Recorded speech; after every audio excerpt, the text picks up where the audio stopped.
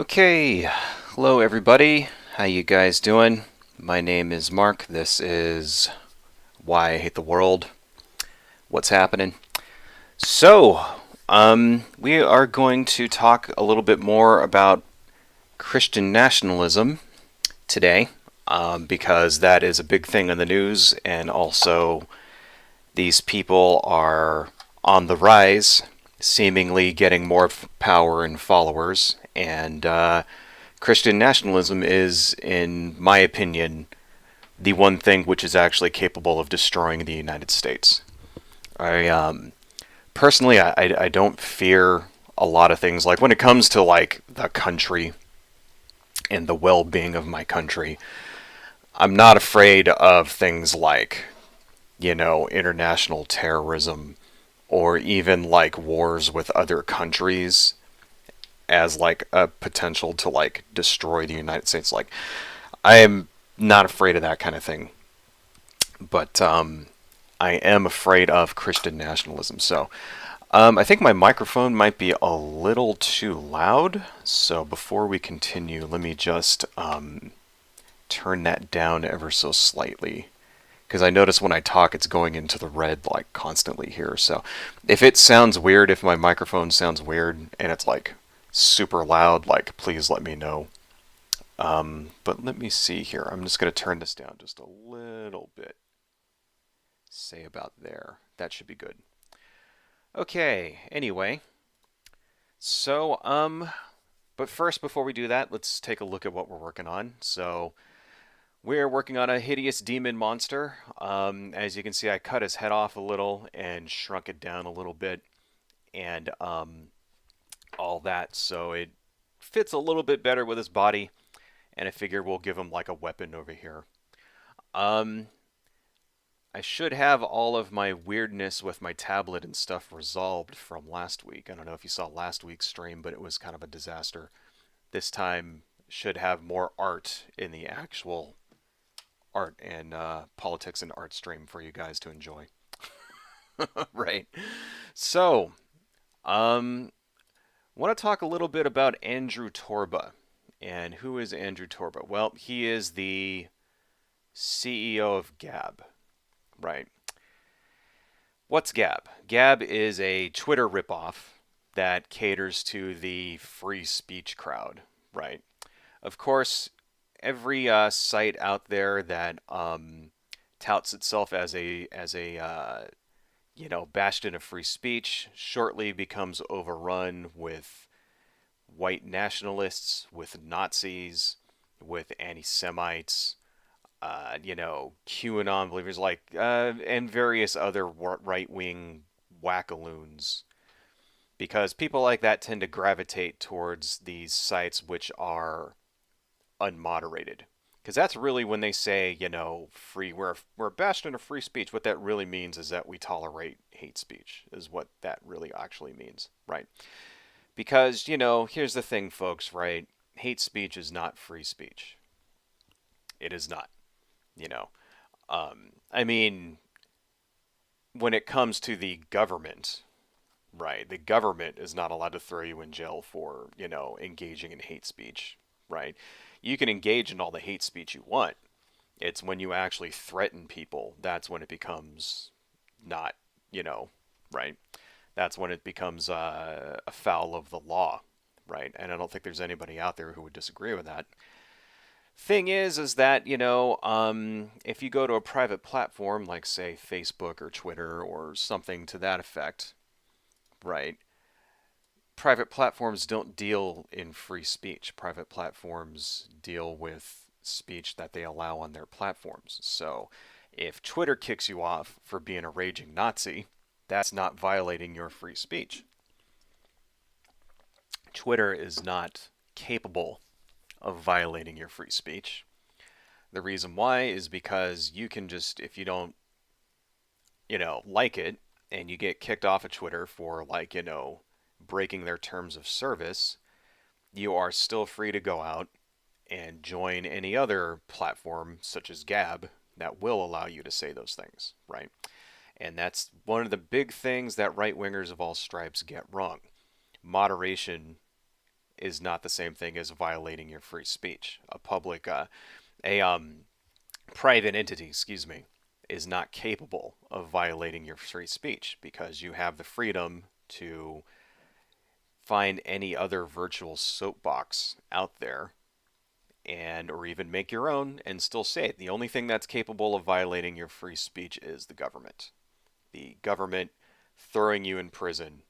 That's what it means when it says Congress shall make no law, right?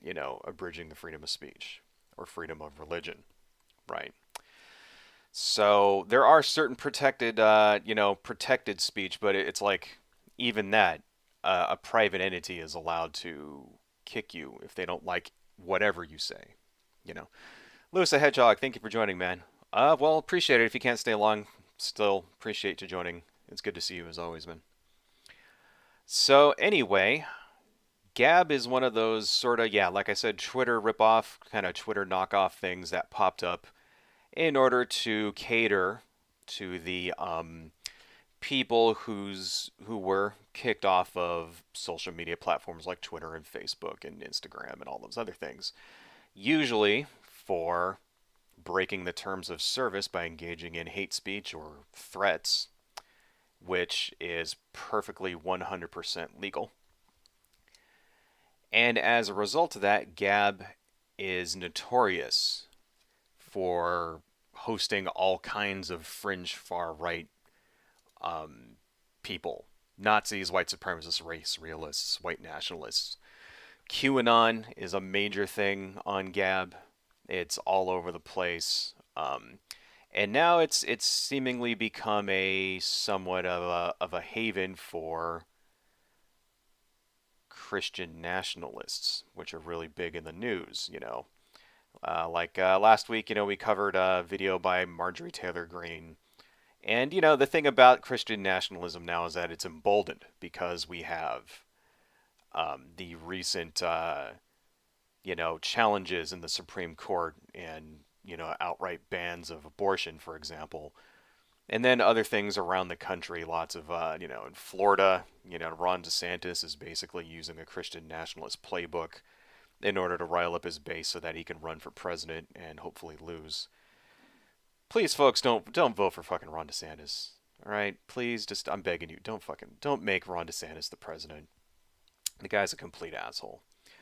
Anyway, but yeah, so you're seeing things like bans on anti-trans laws being passed all over the place. Things like bans on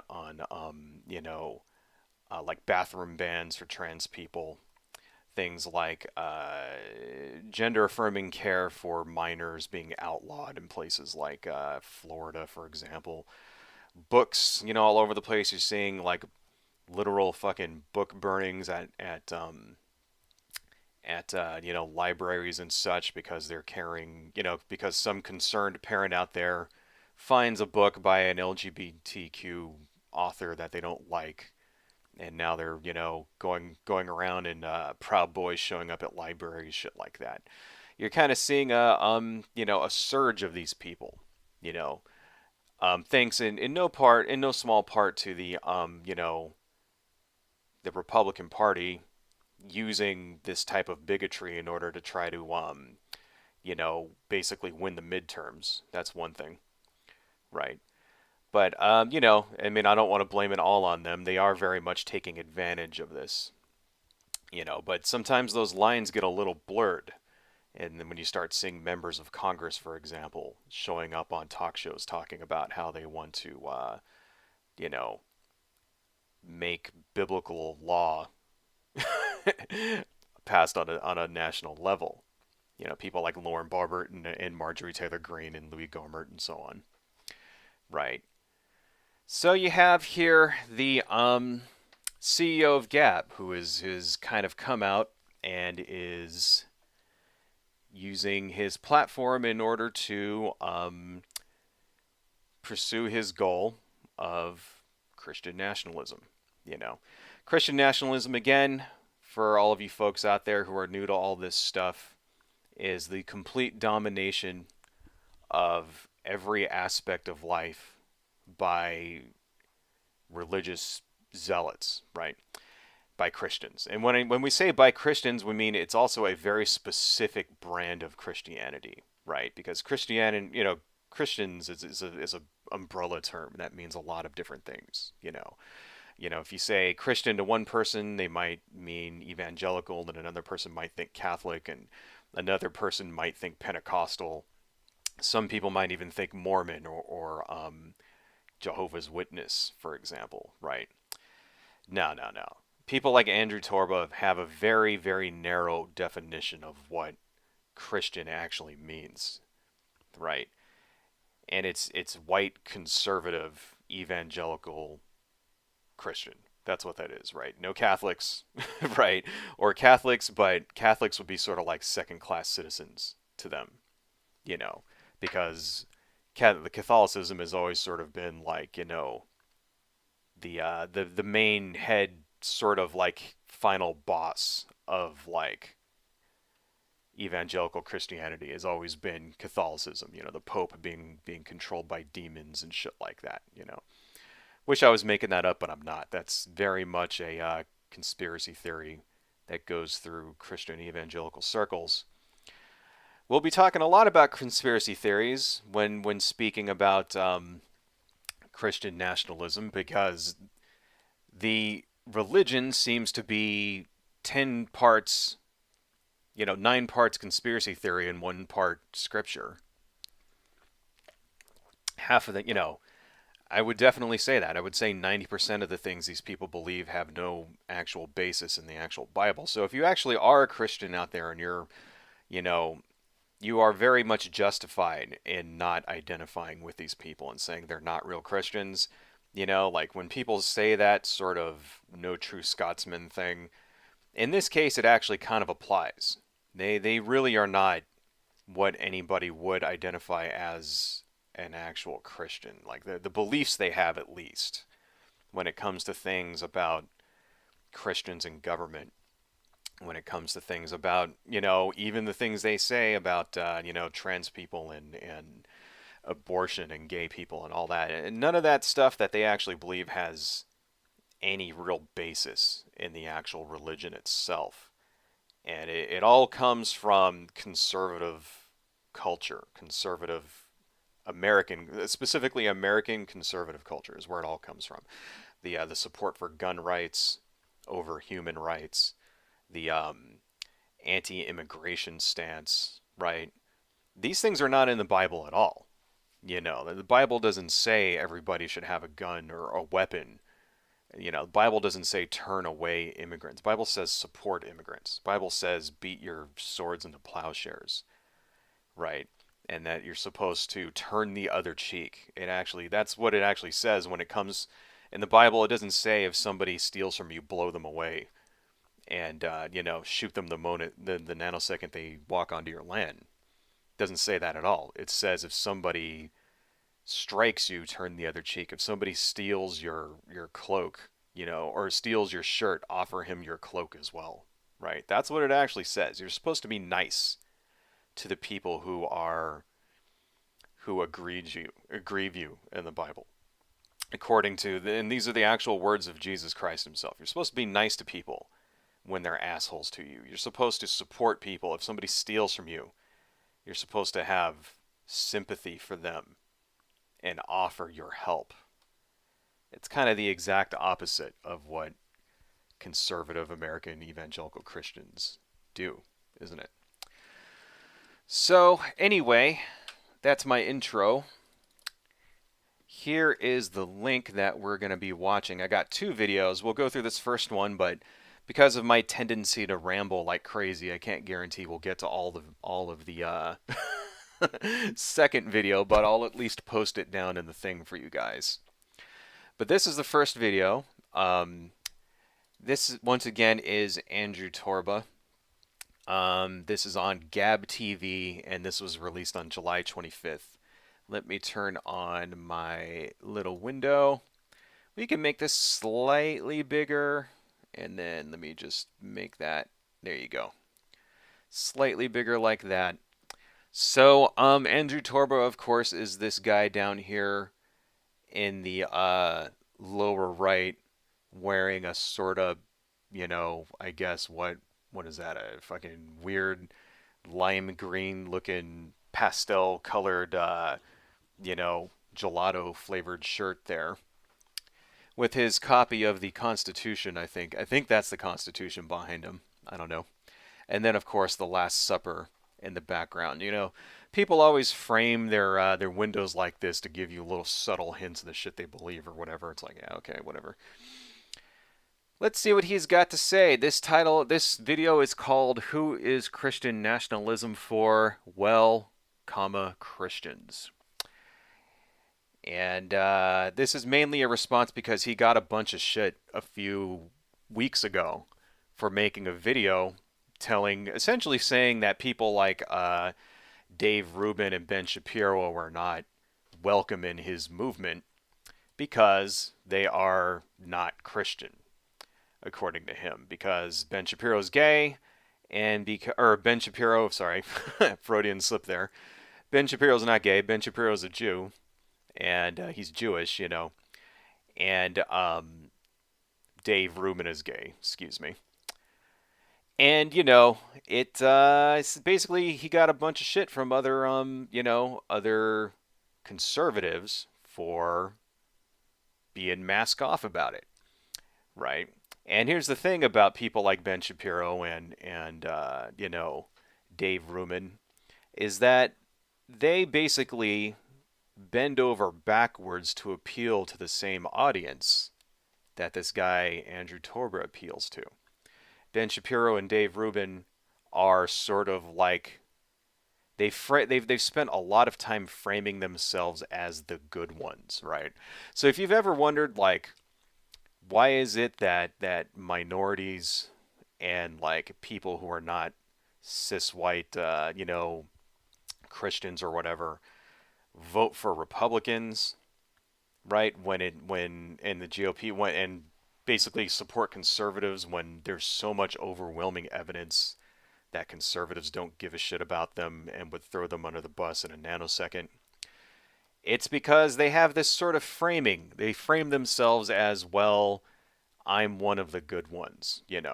Think of it like, say, you know, a good example of think of it sort of like in Django Unchained when Samuel L. Jackson's character was sort of like the head, the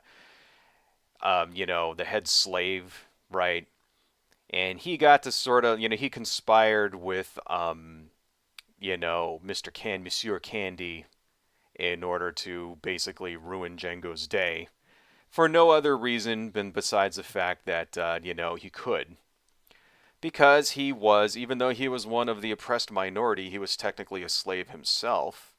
He was part of the privileged subclass of that slave. He got to stay in the house. He got to run the household. He got to drink cognac in the library while all the other slaves were out there working in the fields.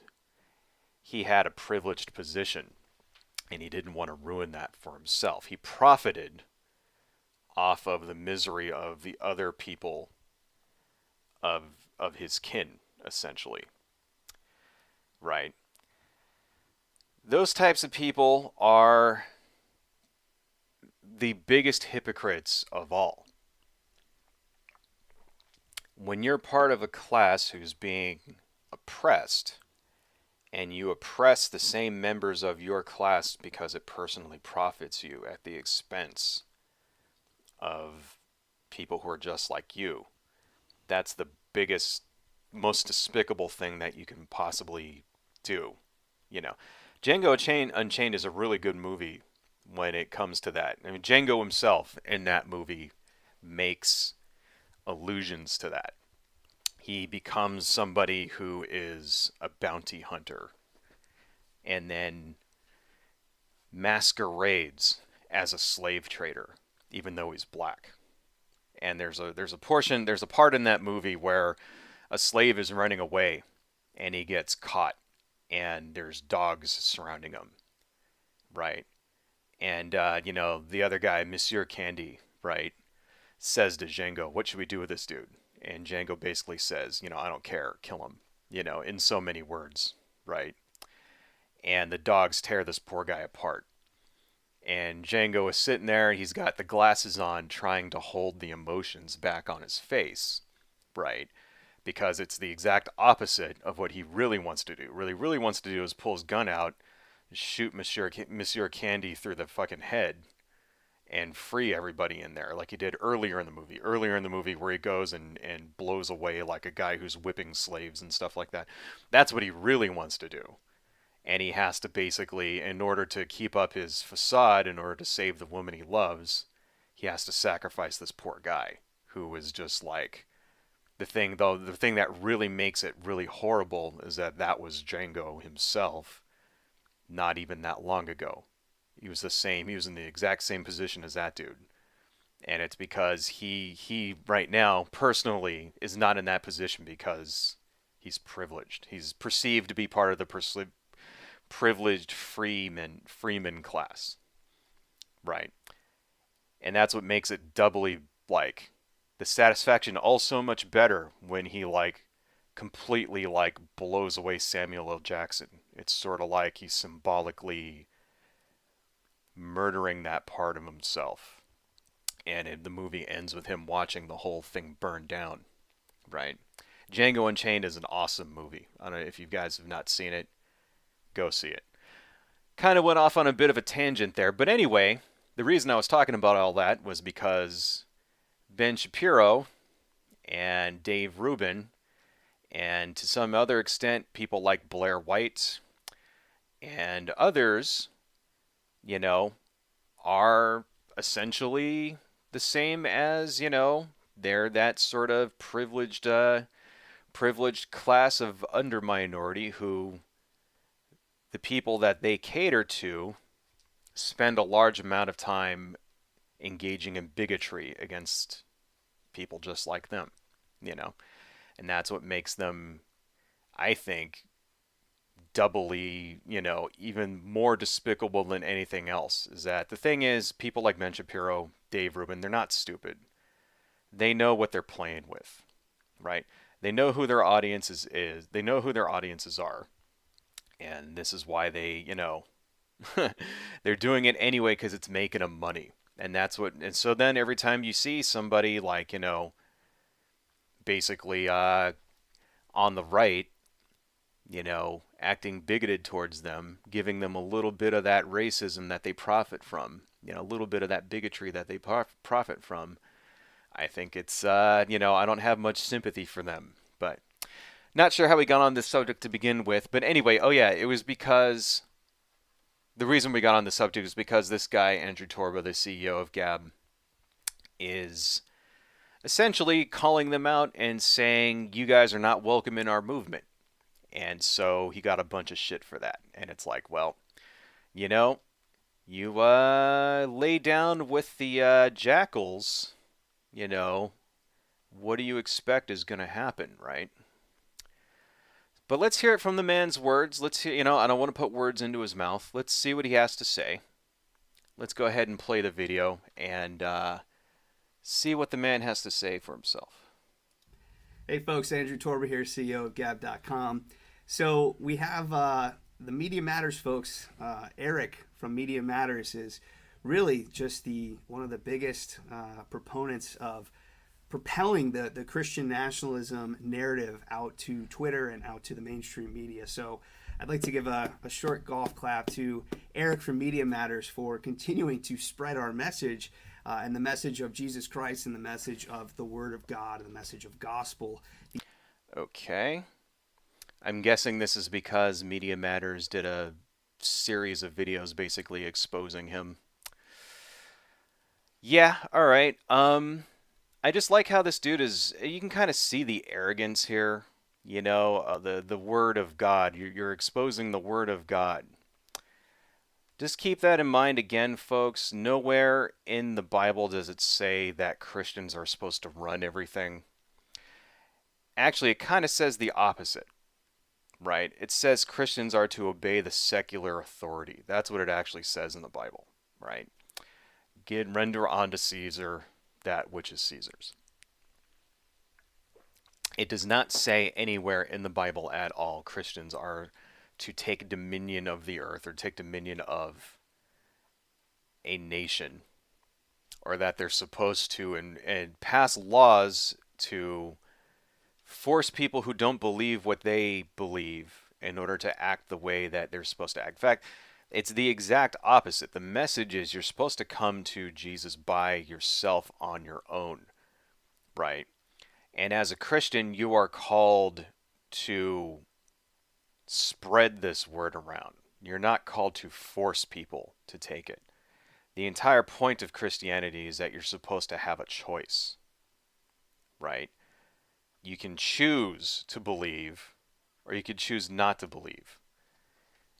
When you pass a law that basically says you have to act the way this way because my religion says so, you're removing that choice from somebody, right? And if you really believed it, if you really actually did believe that there was a supernatural God out there that wanted you to act a certain way, right? Wouldn't you know that this God you believe in would be capable of understanding when somebody's behavior was compelled and when they did it themselves, when they wanted to? Do you think you're going to fool God into thinking that, well, we banned abortion, nobody got abortions, so that means we're all good Christians? No, no, you're not going to. I mean, do you believe God is all powerful? Yes. Then you're not going to be able to fool him, right? Or her, or whatever God is supposed to be, right? You're not going to be able to pull the wool over their eyes because of some legalistic shit like this. Now, belief is supposed to, faith and belief is supposed to come from the inside. You know, forcing somebody else to act the way you want because of your faith is not going to save them, right? At all. If anything, it makes you look like a giant douchebag. I mean, at least that's what I would think. If I was God and if I was God and I turned on the Sims Planet Earth edition, logged in one day and took a look at my Sim people and saw one group of Sim people fucking basically passing laws forcing like the other people to fucking obey their will and shit. That's what I would fucking think. I don't know. Maybe it's good that I'm not God. Moving on. The saving, redeeming message of Jesus Christ, which is what so many people need to hear right now. So he put out this clip, and he clipped, one of my recent streams, and Rachel Maddow just retweeted it. And this is what they're so outraged over. I said, if you are not Christian, you want to be a part of a Christian nationalism movement, you need to become a Christian. I said, if you're Jewish, if you're atheist, if you're agnostic, if you're Muslim, whatever, if you want to be a part of a Christian nationalism movement, which is building not only politically but also culturally and socially, and in entertainment and in news and in technology, this is not just merely a political movement, and this is what they're not understanding is that they're focused on the political element of this, but this movement of Christian nationalism is actually much bigger. But we need to have Hey, this stop. Damn it. I clicked the wrong thing. Hang on. movements, social movements, cultural movements, Sorry. in the sense Sorry, of folks. shutting down our churches. All right, hang on. This is not just merely a political movement, and this is what they're not understanding is that they're focused on the political element of this, but this movement of Christian nationalism is actually much bigger. Sorry about that. I accidentally clicked ahead in the video there. Yes, they are focusing on the political part because the political part is what matters, right? The rest of the shit doesn't matter so much. I'll reframe that. The social part doesn't matter so much, right? Who cares if somebody doesn't want to have bad words in their movies and their music? Who gives a shit? Do you care? No. Who cares if people, for example, don't want to engage in premarital sex? I don't care. Nobody gives a shit, right? Who cares if people don't want to, they themselves personally, get abortions when if they don't believe in it themselves and they don't want to get it themselves? Nobody cares, right? What you do personally does not matter. You can do this is what's great about the United States. You can do whatever you want. Self-actualization, right? You can live however you feel like living. If you don't want to watch movies with bad words in them, don't watch. If you don't want to, you know, terminate a pregnancy, right, when you don't want a kid for whatever reason, even if it puts your life in danger, whatever, that's your choice. That's your freedom. Don't do it. If you don't want to be gay, then don't be gay.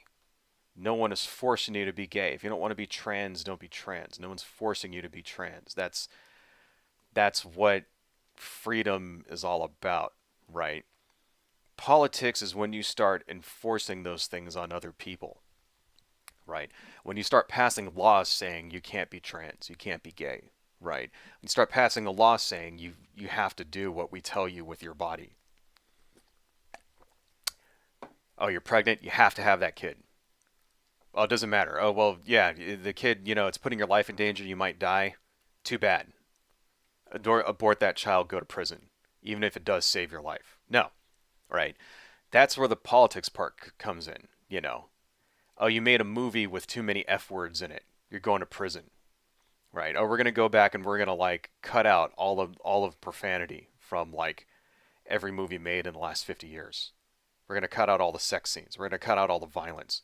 We're gonna cut out any scene that doesn't conform to Christian morality. You know, Pokemon. Oh, that's banned. Too bad. Those are monsters, right? They're satanic. Star Wars banned. Little Yoda is just a little too much like a little Buddhist guy. We're banning him. You know, he looks like a little devil. Getting rid of that. You know, Marvel movies. Oh, they have pagan gods in them, right?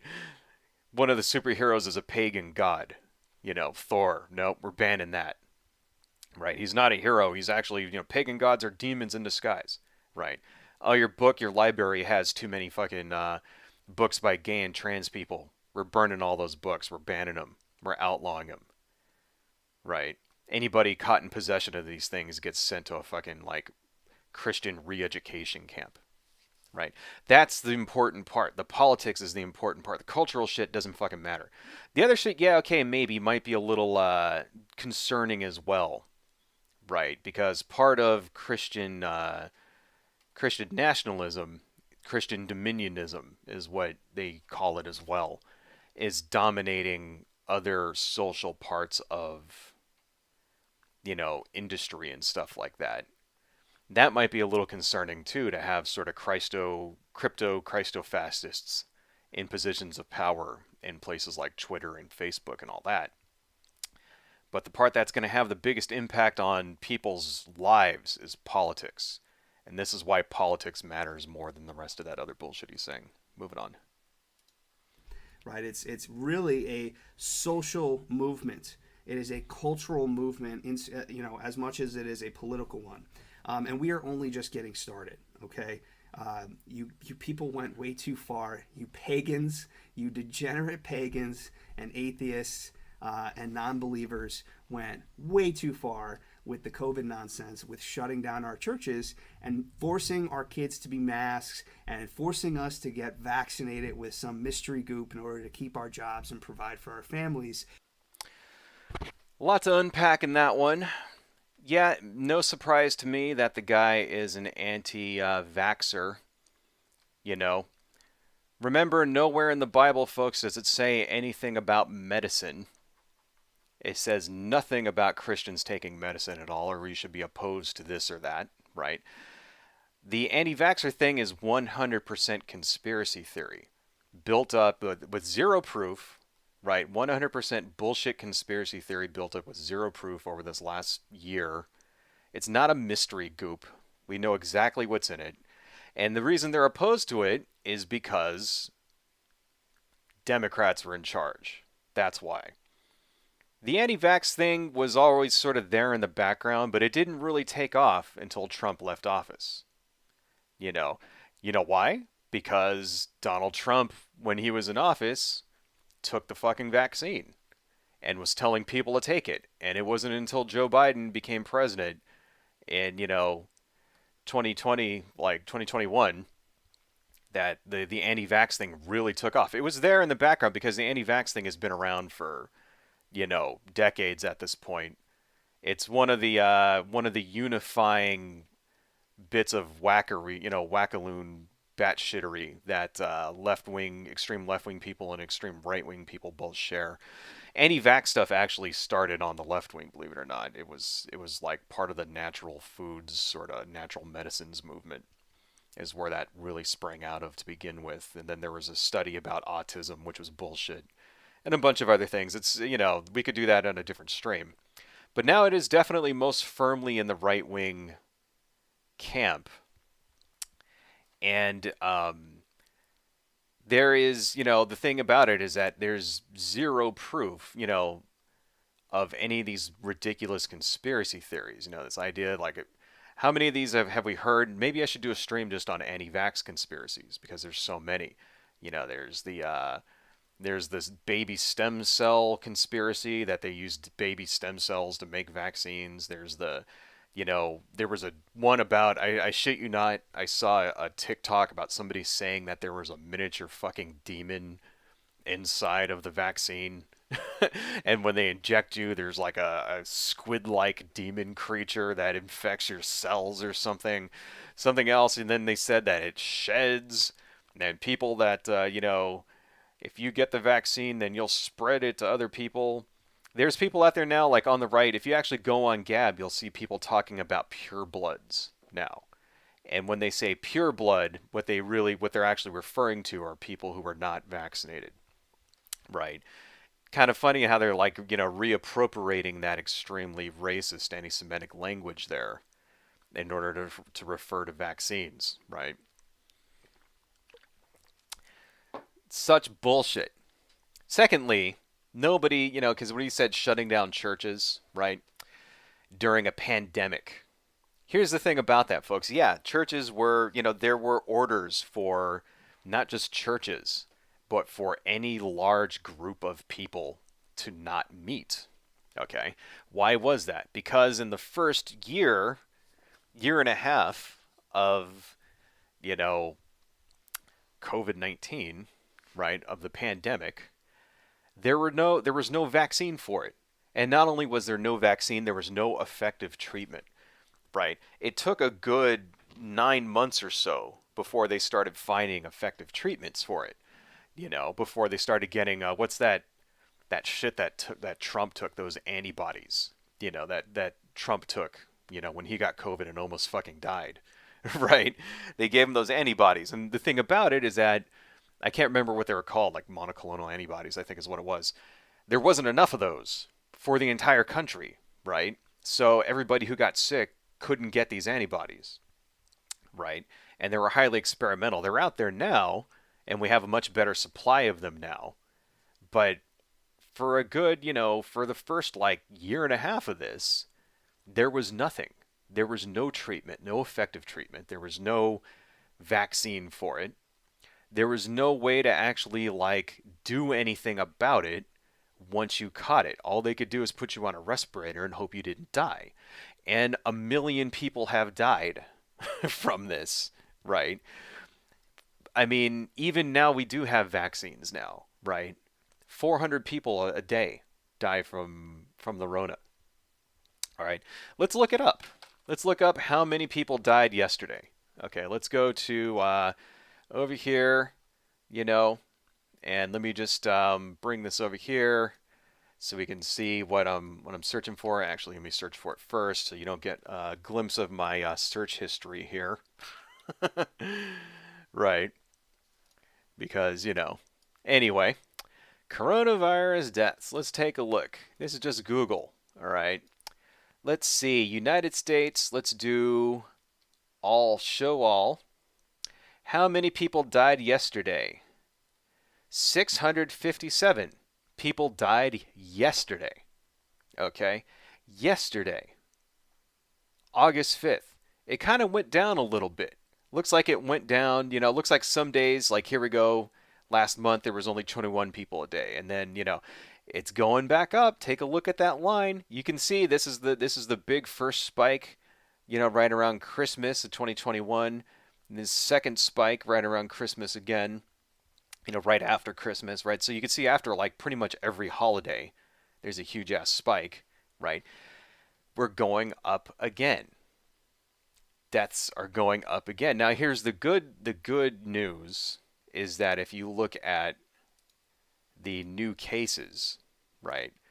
New cases has sort of been average. It's just been steady for the last couple of months. It's gone up a little bit, went down in March. This is probably because there was an emergence of a new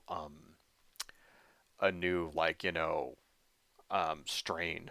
That's usually what happens here. But you can kind of see, yeah, new cases sort of chilling, sort of chilling. What does this mean? This means 131,000 new cases, but only 600 deaths. What does that mean? That means the vaccines are working, is what that means, right? At this point, it's something like 70, 80% of everybody in the country, let's turn this off for now, is vaccinated, right? So we can move this out of here. So it means vaccines work.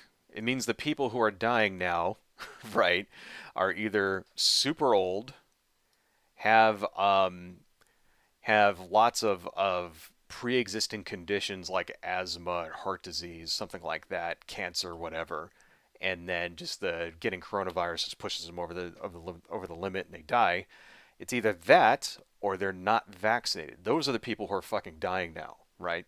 And look at this guy. Now he's basically saying that because the state had the audacity, right, in order to enact public health measures when there was no option to keep people from dying except to stop the spread.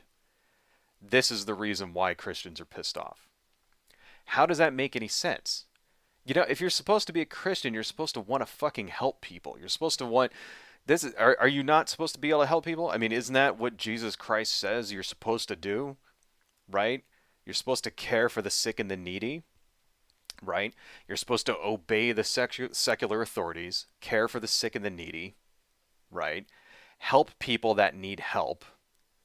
Well, what more is that than stopping a disease from spreading, right?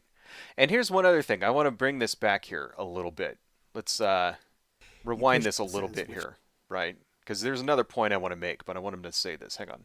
cultural movement, as much as it is a political one, and we are only just getting started. Okay, you people went way too far. You pagans, you degenerate pagans and atheists and non-believers went way too far with the COVID nonsense, with shutting down our churches and forcing our kids to be masks and forcing us to get vaccinated with some mystery goop in order to. All right. I don't know if you caught that right there, but he said that pagans and degenerate atheists are the ones who shut down churches, right? Pagans and degenerate atheists were the ones that put on mask mandates, right? Were the ones that, you know, put vaccine mandates and stuff like that. Who are these pagans and degenerate atheists, right? The president of the United States, when there were lockdowns, was Donald Trump. Is Donald Trump not supposed to be a Christian? He says he's a Christian. He can't name a fucking his favorite verse in the Bible. He can't name it, right? I mean, obviously it's bullshit. So is that what he's trying to say? Is he saying that Donald Trump is a degenerate pagan, right? Which governor of any state out there which enact a lockdown is a pagan or an atheist?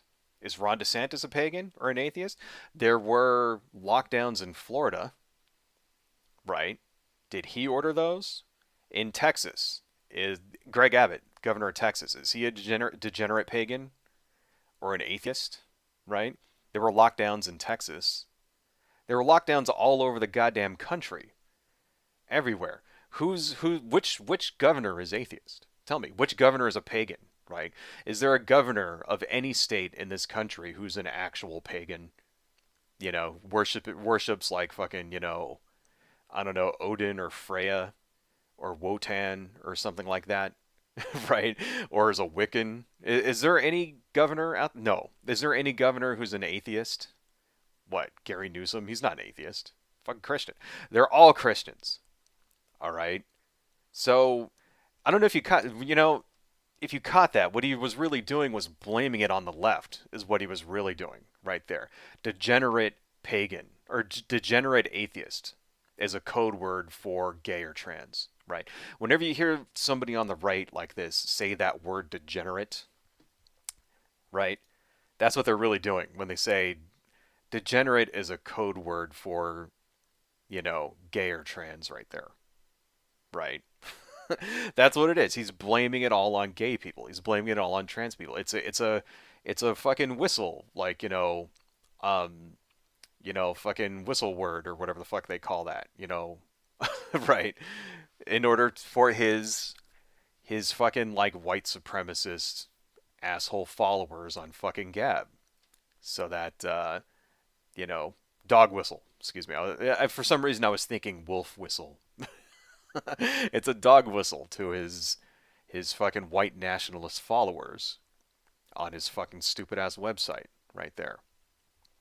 Ridiculous as fuck. And the other thing, one more thing, just because I can't emphasize this enough, that this guy's theology is made up bullshit, right? Shutting down a church shouldn't fucking matter. If are you an actual Christian, right? Then you should not give a fuck about going to church, because it actually says in the Bible you're not supposed to go to church. It actually says that. It actually says there's no need that it says you should pray in private, right? It's what the fuck is it? It's Matthew, let me look that up. Matthew what is it like when you pray, do not be like let me look this up, Do not be like the hypocrites. All right. Yeah, okay. Actually, I had it open. Okay, it's this right here. This is it. Matthew 65:15. I'm going to put this down in the chat for you guys. Right? I mean, I know it's like, you probably, don't give a shit, but still. Just want to emphasize that if any of you out there are actually believers of this stuff, this is what it actually says in the Bible. Okay? When you pray, do not be like hypocrites, for they love to pray standing in the synagogues and on the street corners and be seen by others. Truly, I tell you, they have received their reward in full. But when you pray, go into your room, close the door, and pray to your Father who is unseen. Then your Father who sees what is done in secret will reward you. And when you pray, do not keep on babbling like the pagans, for they think they will be heard because of their many words. Do not be like them, for your Father knows what you need before you ask him. Pray. You're supposed to pray in private. It's supposed to be, a personal thing, you and God. You're not supposed to go out to a church in front of like 50,000 people and scream so that everybody can see you there. Because it's not about what you look like. It's not about the actions that other people think you're doing. It's about what you actually believe. So shutting down a church in no way, right, violates Christian belief, because it says right fucking there in the goddamn Bible that you don't need to go to church, right?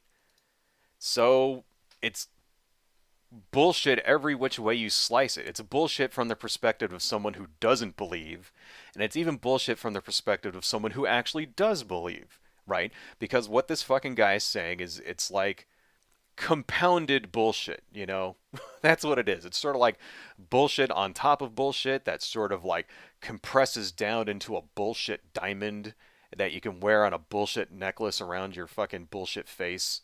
That's what Christian like nationalism is. Anyway, wasting time. Let's move on. To keep our jobs and provide for our families, you pushed us too far. Oh, also one more thing. Nowhere in this country was there a mask mandate that said if you don't wear a mask, you get fired. Nowhere in this country was there a mandate that said if you don't take vaccines, you get fired. Right? There is no state that had that. Nowhere in this country it does that. There are employers who may have done that, right? Say a hospital that fires a nurse who doesn't want to get vaccinated, which I don't fucking understand that shit. You're a goddamn nurse. You should understand how vaccines work, right?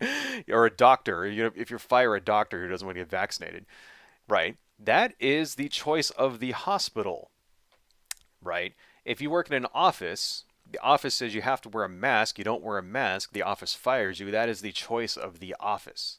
The employer has 100%, the 100% has the ability to mandate that to you, right? You can thank the Disney Corporation for that. That came to a Supreme Court decision where this stems from a Supreme Court decision. I can't remember what it is off the top of my head. That had to do with a guy who wanted to wear a mustache, and he worked at Disneyland. Disneyland said you can't have the mustache, right? Court sided with Disneyland. Court said, hey, Disneyland has a right to determine the image of their employees that they project to their people, right? In some aspects, I think that's bullshit, but I can understand it. You know, what if you saw somebody in Disneyland with like rainbow colored hair and like a huge ass beard, wearing like a propeller beanie on his head and shit, and he's like walking around like sweeping up the trash. It's like, no, you're not allowed to just wear whatever the fuck you want. If you work here, you have to look a certain way. It's the same kind of thing. It's like here's another you know the same kind of thing. It's like you can't decide if you're going to work at a restaurant or something, and you don't take care of your personal hygiene. You don't bathe. You don't fucking like you know clean your fucking like nose hairs and shit like that, right?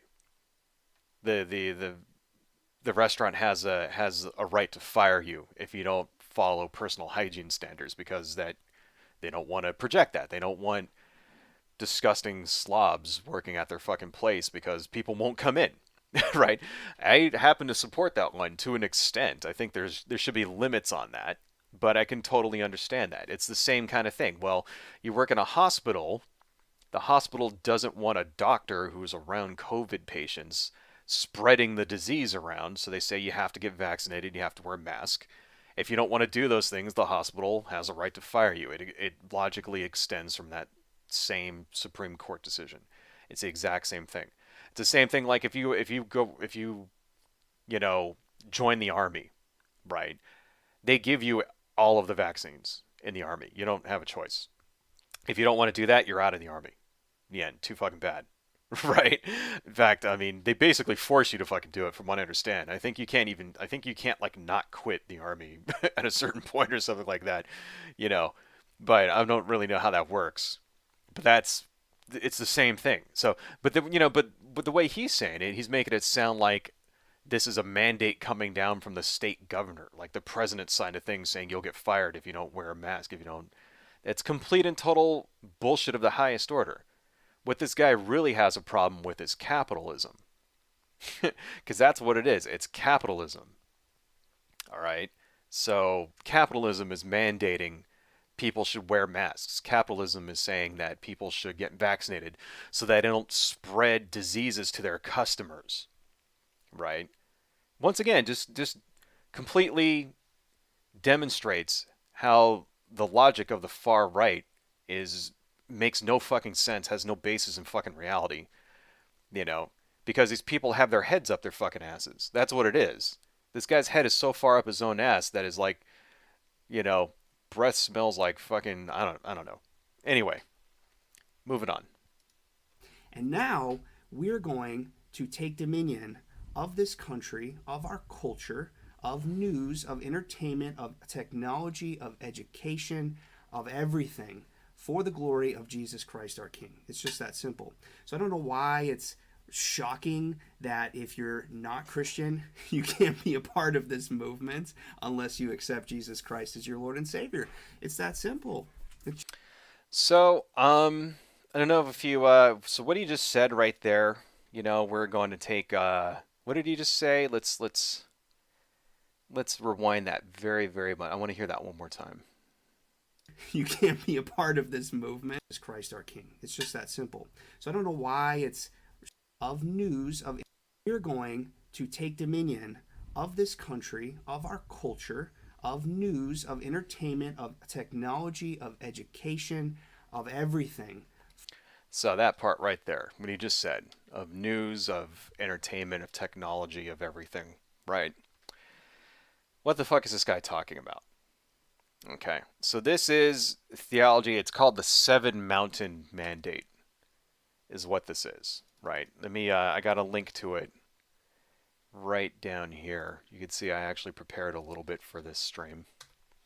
That's the Seven Mountain Mandate of Christian dominionism, right?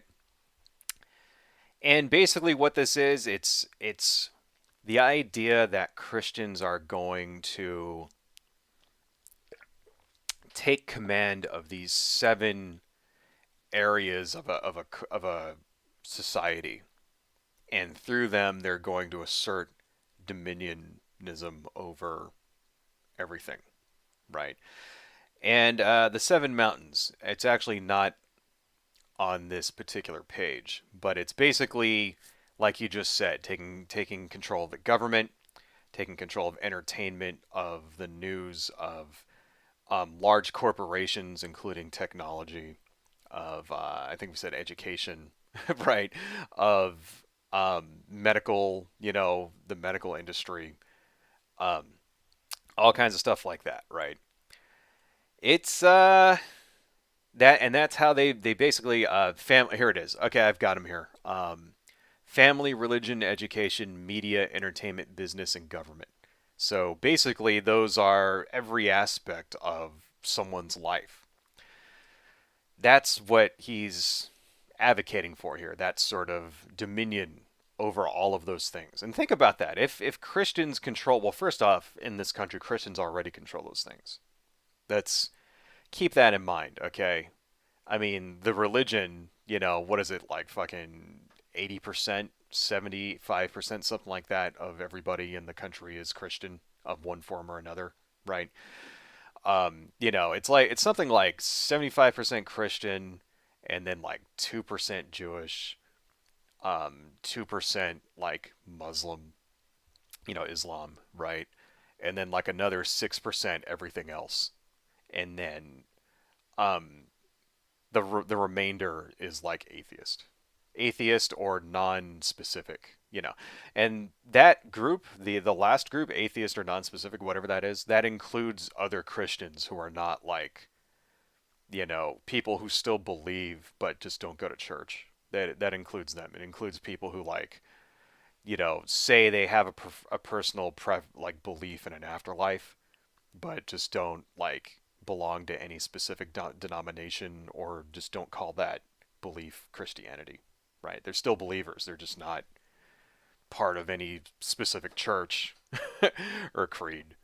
So the actual number of atheists is something like, way lower than the polls say, right? But if you think about it, yeah, all of these things are already run by Christians. Government definitely is. Okay. How many senators do we have who are not Christian? Like what, five? You have like fucking Rashida Tlaib and maybe like a few others. I don't think we have any atheist, you know, uh, people in Congress. I don't think there's anybody in Congress who has come out as an atheist. There's like a few people who are Jewish. There's like two or three Muslims, and like that's it. And everybody else is Christian. Every president we've ever had is Christian, has been a Christian of one way or another. All of them, every single one, right? I mean, I think we had like one, like JFK was Catholic, Joe Biden is Catholic, right? In the grand scheme of things, that's not that they believe in the exact same shit. It's like they're fucking Christians, for crying out loud.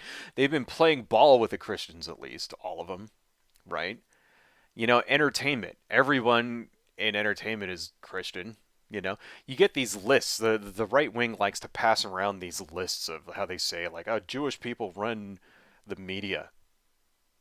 You know, you'll see like on 4chan and shit. They'll pass out these huge like photo collages of all of the board members of, say, like, I don't know, of NBC or something like that, or Amazon or whatever. And then they'll like outline all of the people who they think are Jewish in blue. And then you read about it and you find out it's like, oh, well, this guy just is just married to a Jewish wife, or this guy's like great grandmother was Jewish, right? Or this dude was born into a Jewish family, but in real life is like an atheist.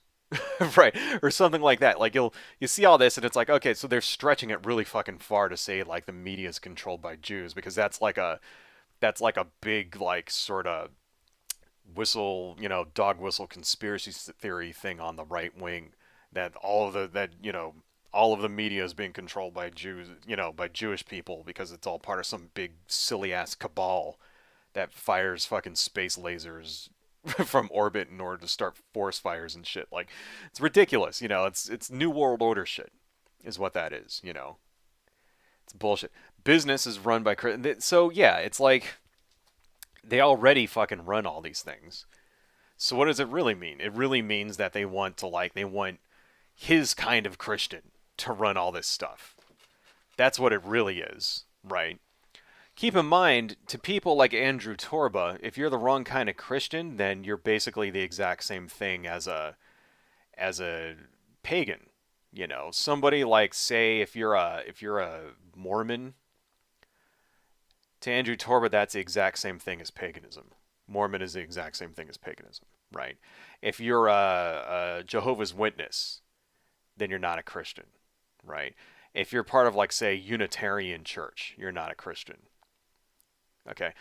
This is, no, the only people that they can, I mean, even if you're Catholic, most of the time they don't even count Catholics. They'll consider Catholics to be allies because they want some of the same shit they want.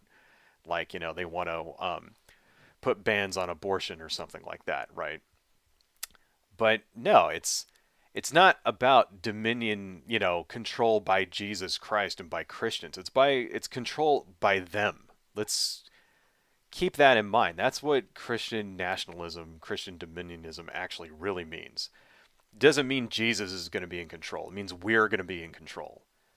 You know, our specific brand of Christian is going to be in control.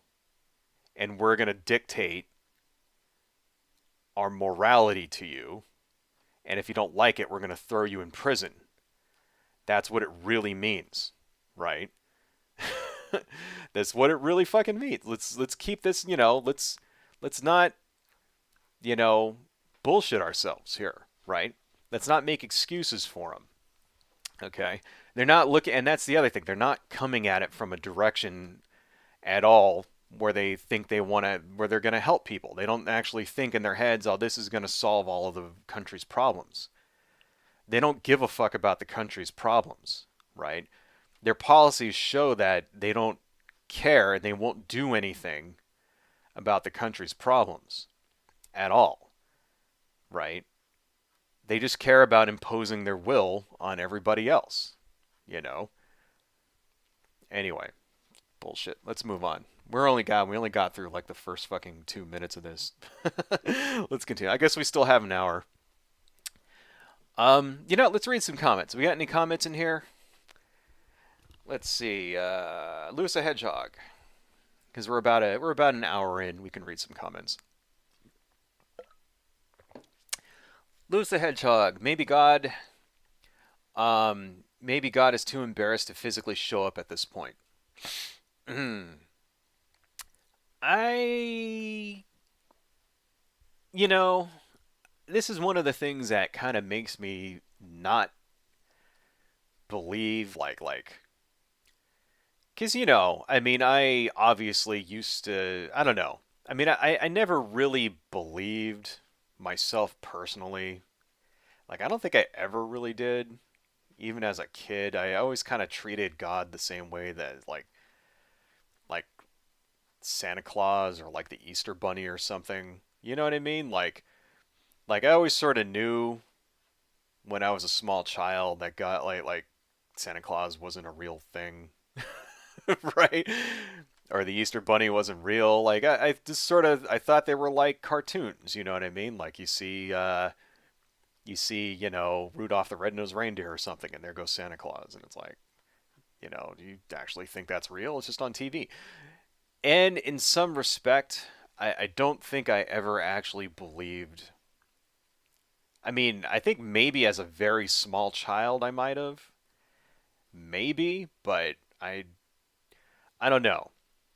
One of those things is that it doesn't make any sense, and maybe it's because of my weak human mind is incapable of understanding how a being of a higher plane of existence would look down on us, right? But it kind of makes me think, like when you play The Sims, are you personally invested in the lives of your Sims? Like, not really. If you have an ant farm, like yeah, you might be interested in keeping the ant farm alive. You put some peanut butter in there so that they get protein and shit like that so that they don't die, right? But are you like personally invested in the well-being of each individual ant? Like, no. In fact, if one of them gets out of the ant farm, you fucking step on it. Right?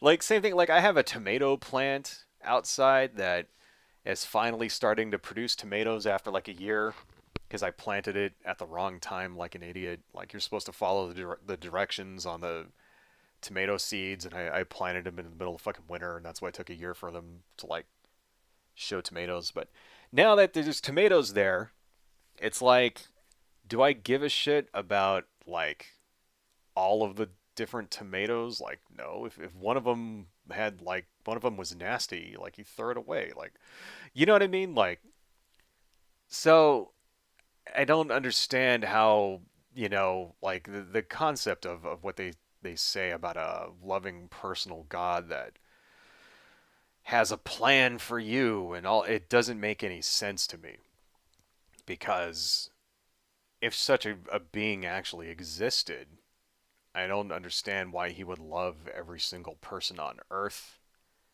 And then just looking at what happens to people on Earth completely contradicts that. Like, God has a plan for everybody, but then, a tsunami hits Japan and kills 1,200 people and destroys a nuclear power plant that, will give people cancer for the next 50 years. It's like, so what his plan was for those people to get cancer and die? That was his plan?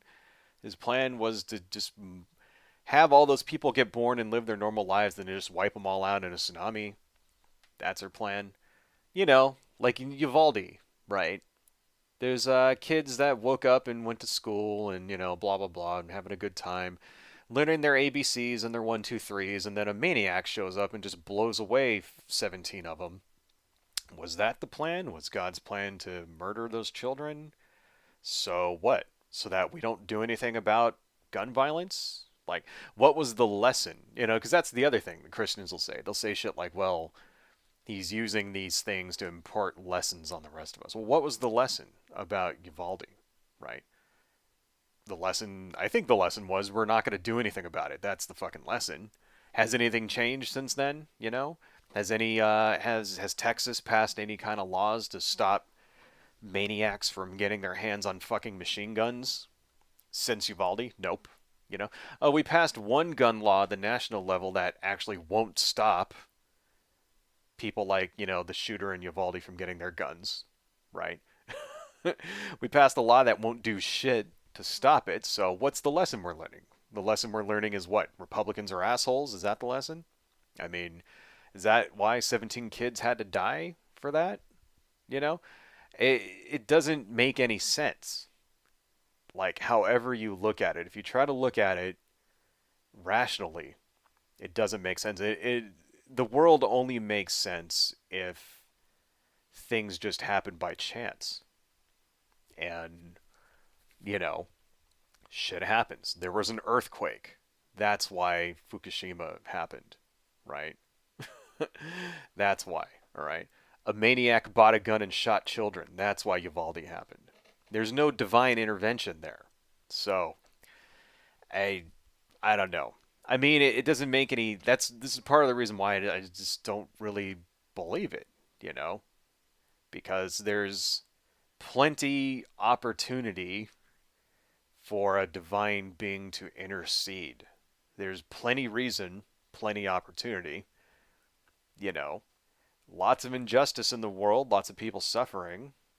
You know, have you ever played a game called Black and White or another one called Populous? You ever play those games? They're basically Populous is a game that I think used to be. It's sort of like you're basically a god and you start cities. It's sort of like Sim City, but you can do things like you know um, cause lightning strikes and rain and stuff like that. So it's like Sim City, but you control the weather, and then you can also do things like divinely like smote people, right? Like Black and White was a good one because you actually had like an avatar. Like you could get like a cow and make it into a cow monster, and then that was your avatar. And then you would send that out to enforce your will and stuff. Like you don't. There's no evidence of that type of divine intervention anywhere on Earth ever. Miracles don't happen, right?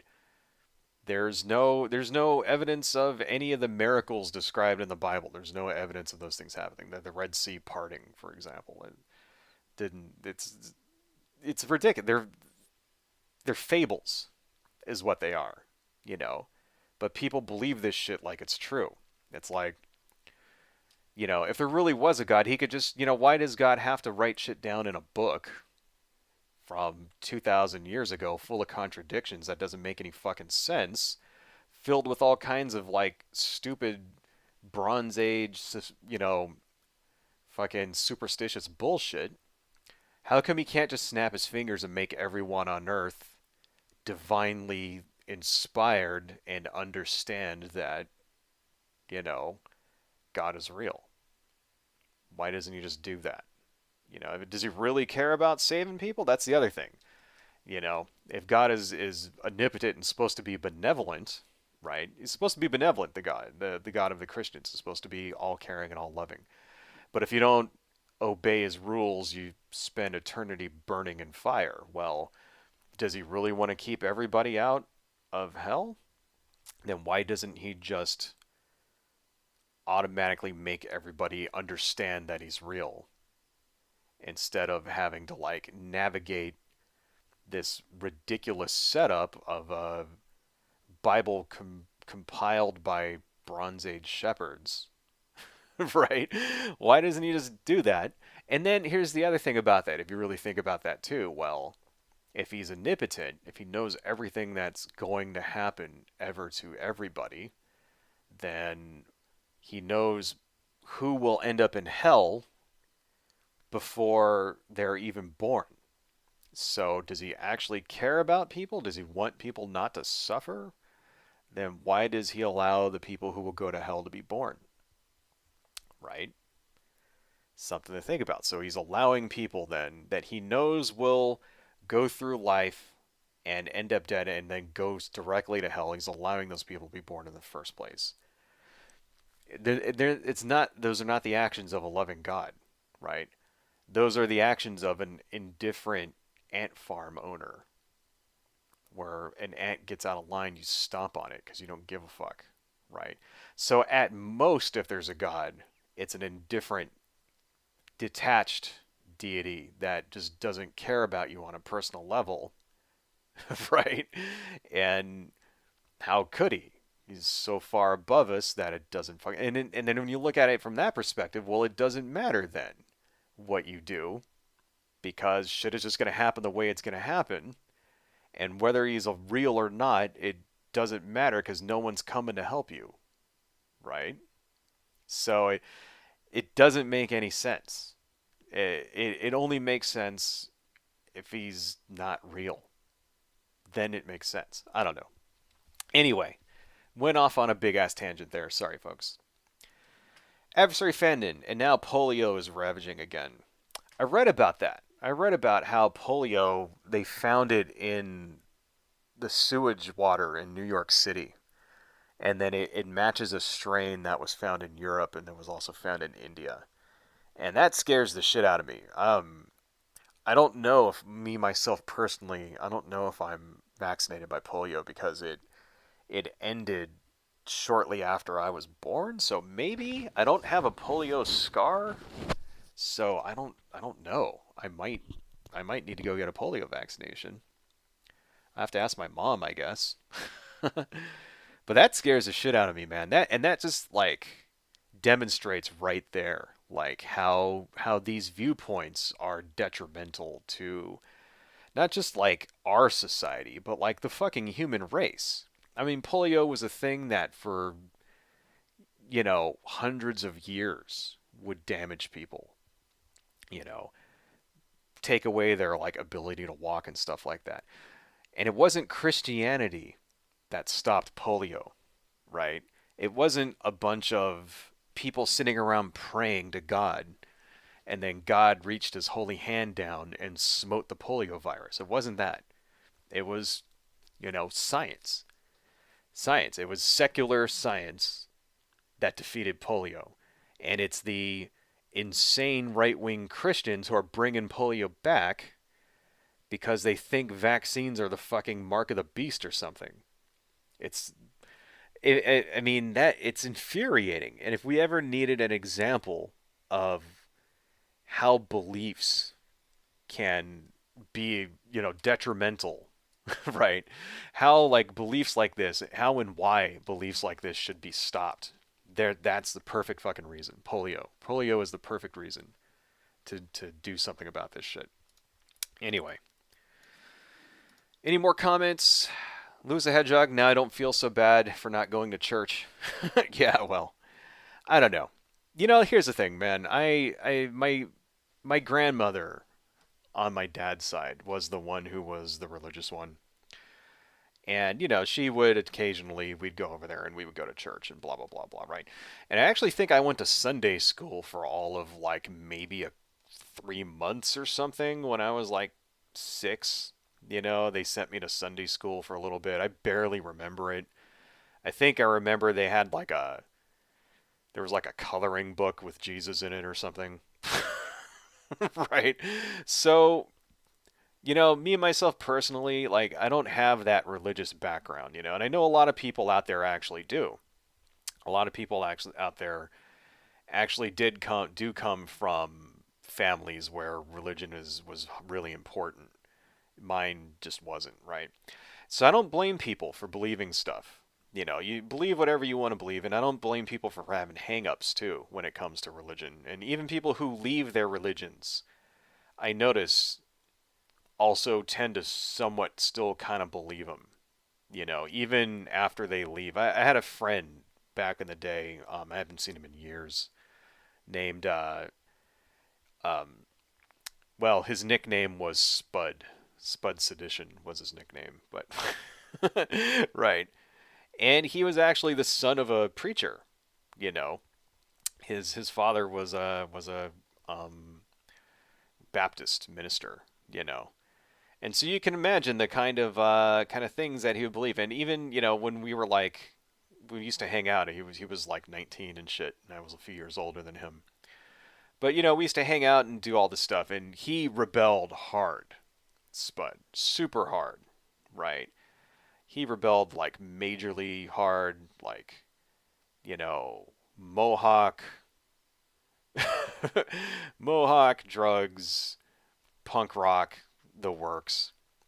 Even at one point, claimed to be bisexual, but I never actually saw him engaging in any bisexual. Like I think it was just in his case. In his case, I think it was a rebellion kind of thing, you know, because he would say he was bisexual, but then like never get with any guys. And he actually had a girlfriend, so it was like, okay, like, are you actually bisexual or not? I mean, it's cool, whatever you are, but I really think in his case it was a rebellion thing because his father was like, a fucking preacher who would go out and preach about how it's like how gay people were going to hell and shit. So like that was the ultimate rebellion there for him, right?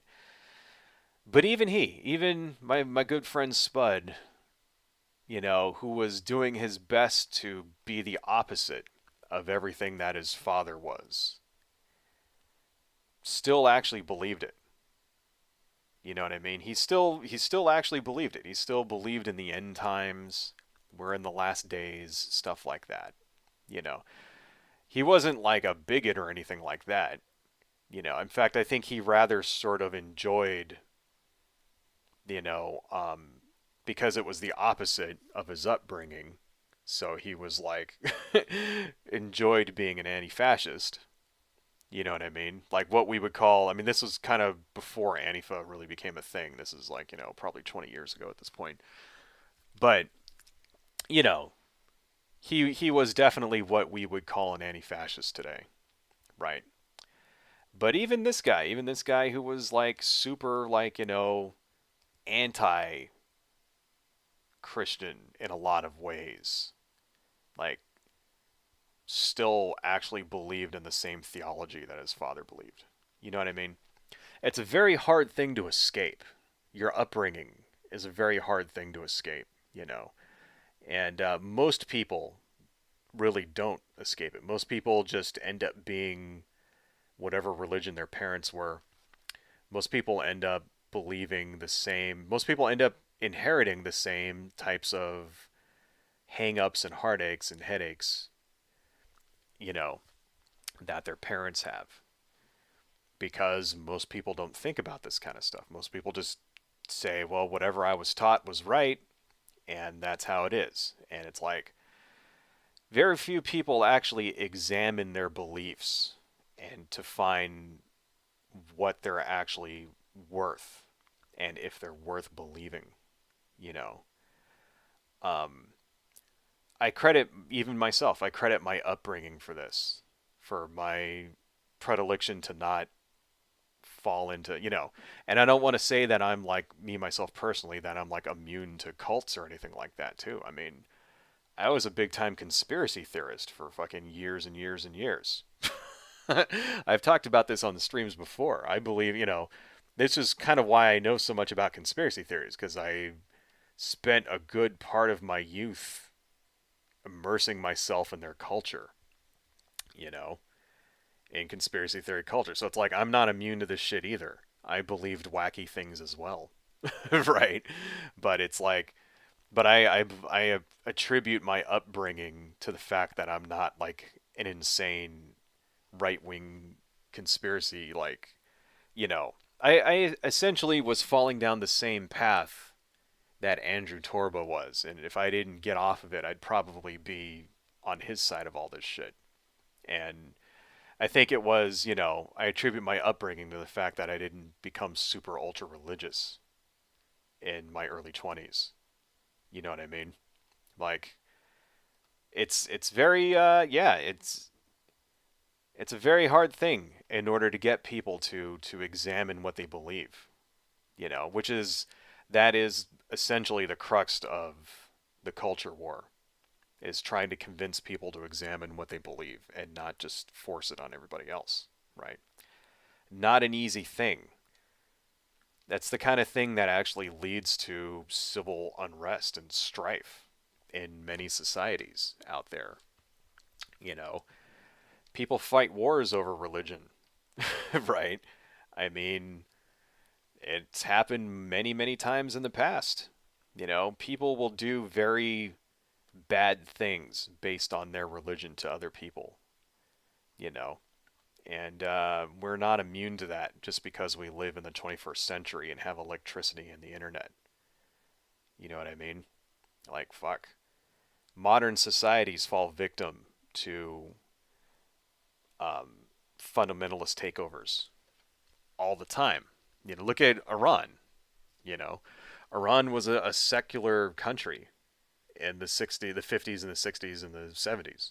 You know, and it wasn't until like fucking the Ayatollah took over. The student movements basically fucking took over after the Shah was disposed, right? And basically outlawed all of this stuff. Women had rights in Iran, and Afghanistan as well. Back in the day, women had lots of basically they were essentially secular countries back then, essentially, right? Women had rights. They were like look at old photos of Afghanistan from like the 50s and 60s and 70s. It looks like Paris. You know, there's like women without burqas walking around enjoying freedom.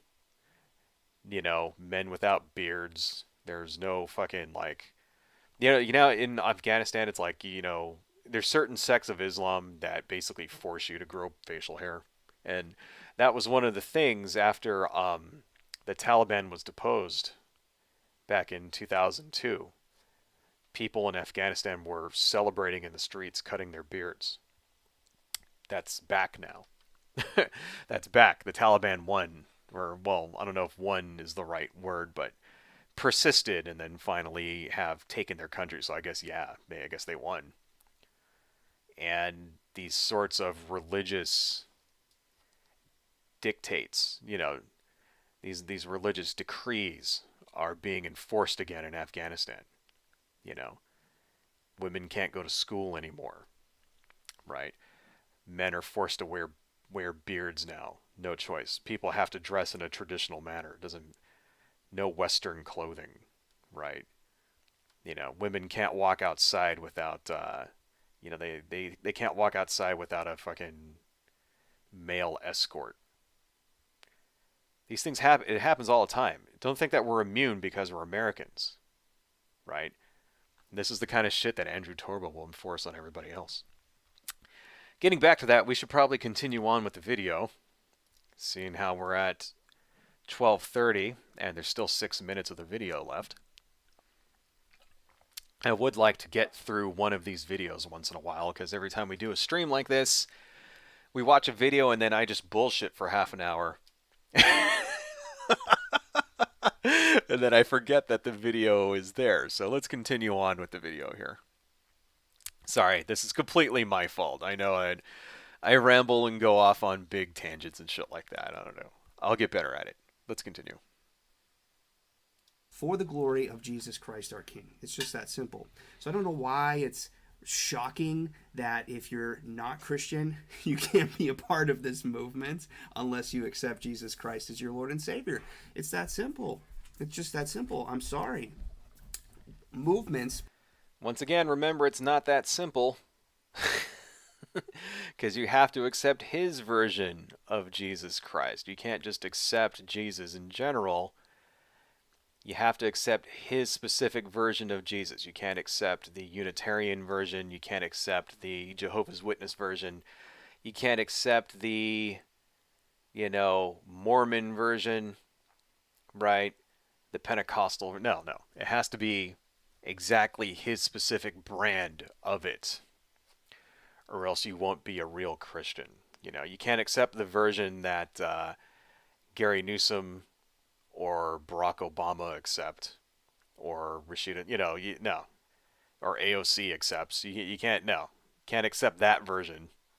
Has to be his approved version, right? Don't think that they won't try to pass a law saying that you have to be his specific type of Christian, because they will. They will. Whenever religious fanatics take over a country, that's exactly what they fucking do. Is because it's not really about belief. I can't emphasize that enough. It's not about belief. It's not about it's about control. It's about him forcing his beliefs on everybody else. Continuing on. Political movements, social movements, cultural movements need to have a baseline. There has to be a baseline for entry. If you do not have a baseline for entry, let me show you what that produces. That produces this. That produces Charlie Kirk with Lady MAGA, who is a man, a biological man, a man that God created as a man, dressing as a woman. Okay? So this is what happens when you have no objective moral guidelines or standards for your political, social, or cultural movement. When you say anything goes, well, then anything is going to go, and you open yourself up to be subverted and destroyed. How exactly? All right, first off, right. Christianity says nothing about gay people. It says nothing about trans people, right? There are some lines in there which are disputed where it talks about gay sex.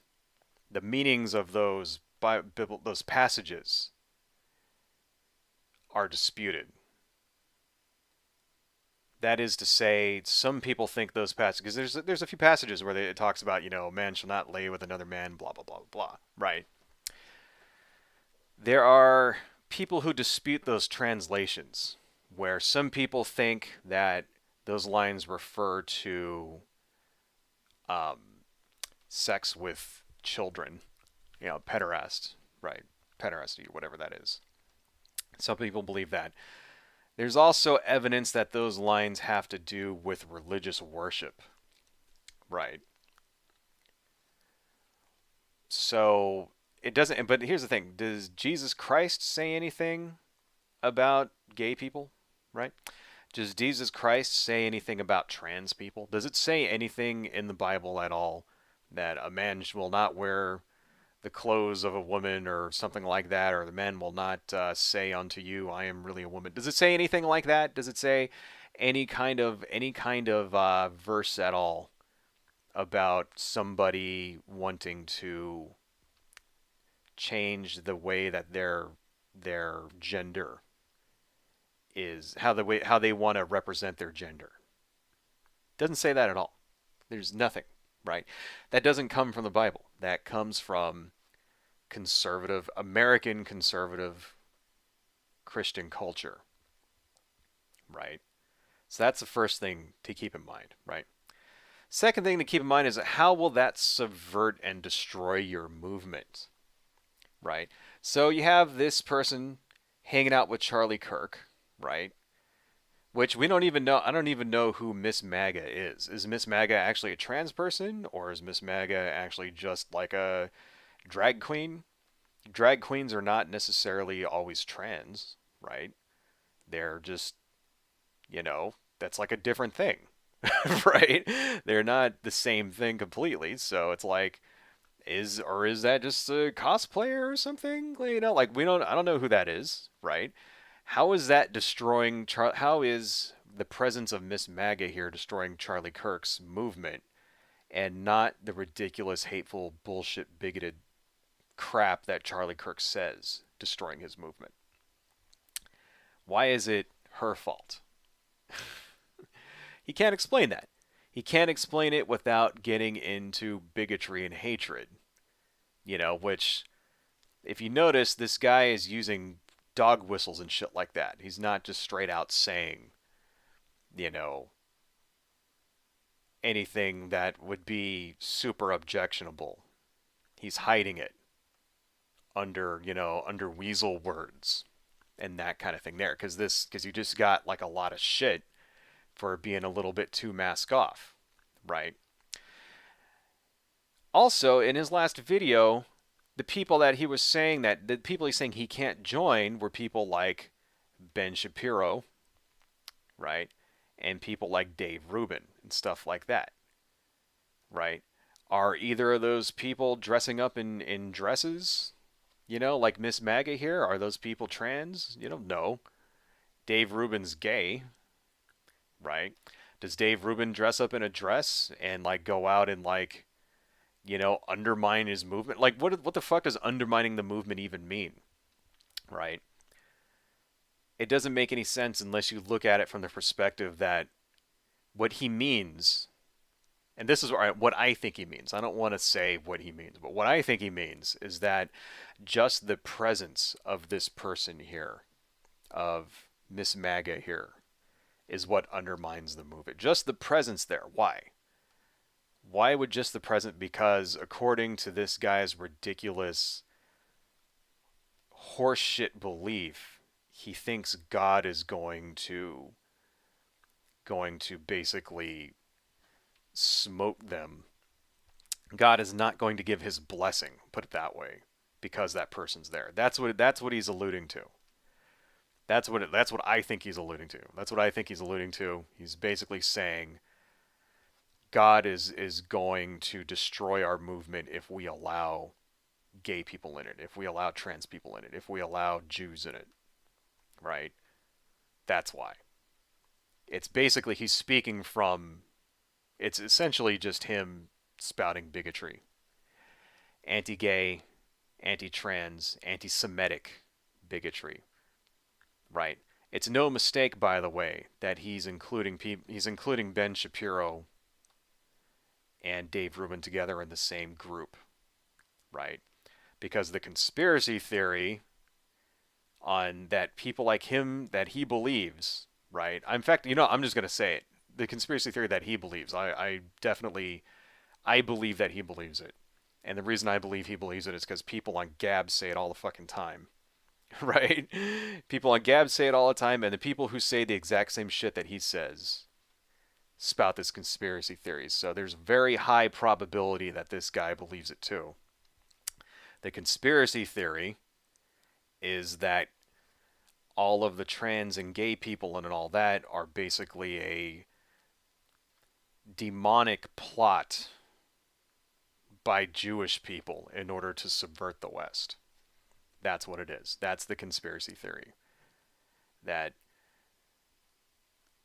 the overall overarching cabal of Jewish overlords who really run everything are subverting Western values with gayness, with trans people, with you know, those types of, as he said, atheist degenerates earlier in the stream.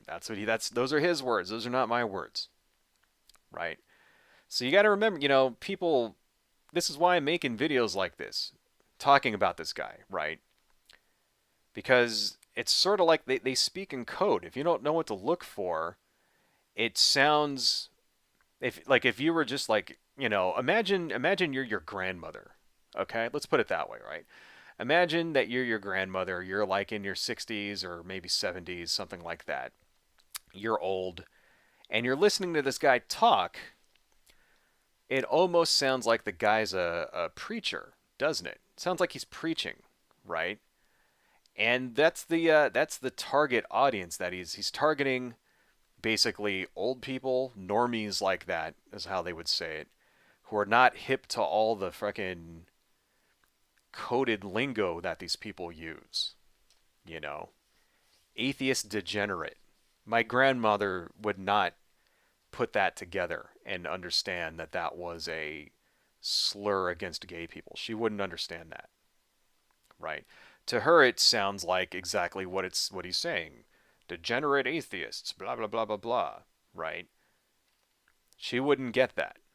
She wouldn't pick up on the subtext that this dude is blaming Jewish people for, like, he's saying that Jewish people are subverting Western society, Western values by, like, importing gay people and shit like that.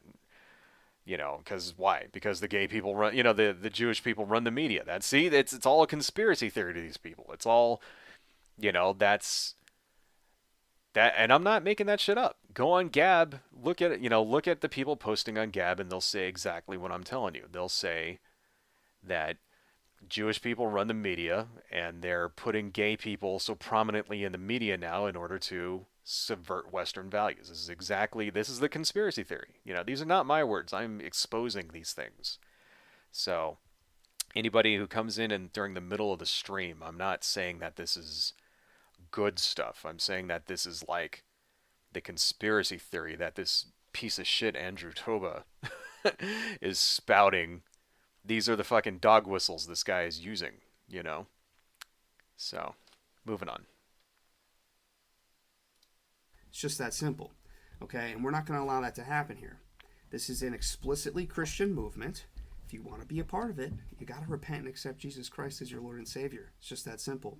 Now, Marjorie Taylor Greene is also coming under attack. Marjorie Taylor Greene. She is getting loud with, the explicit Christian nationalism, and I love to see it. This is great stuff.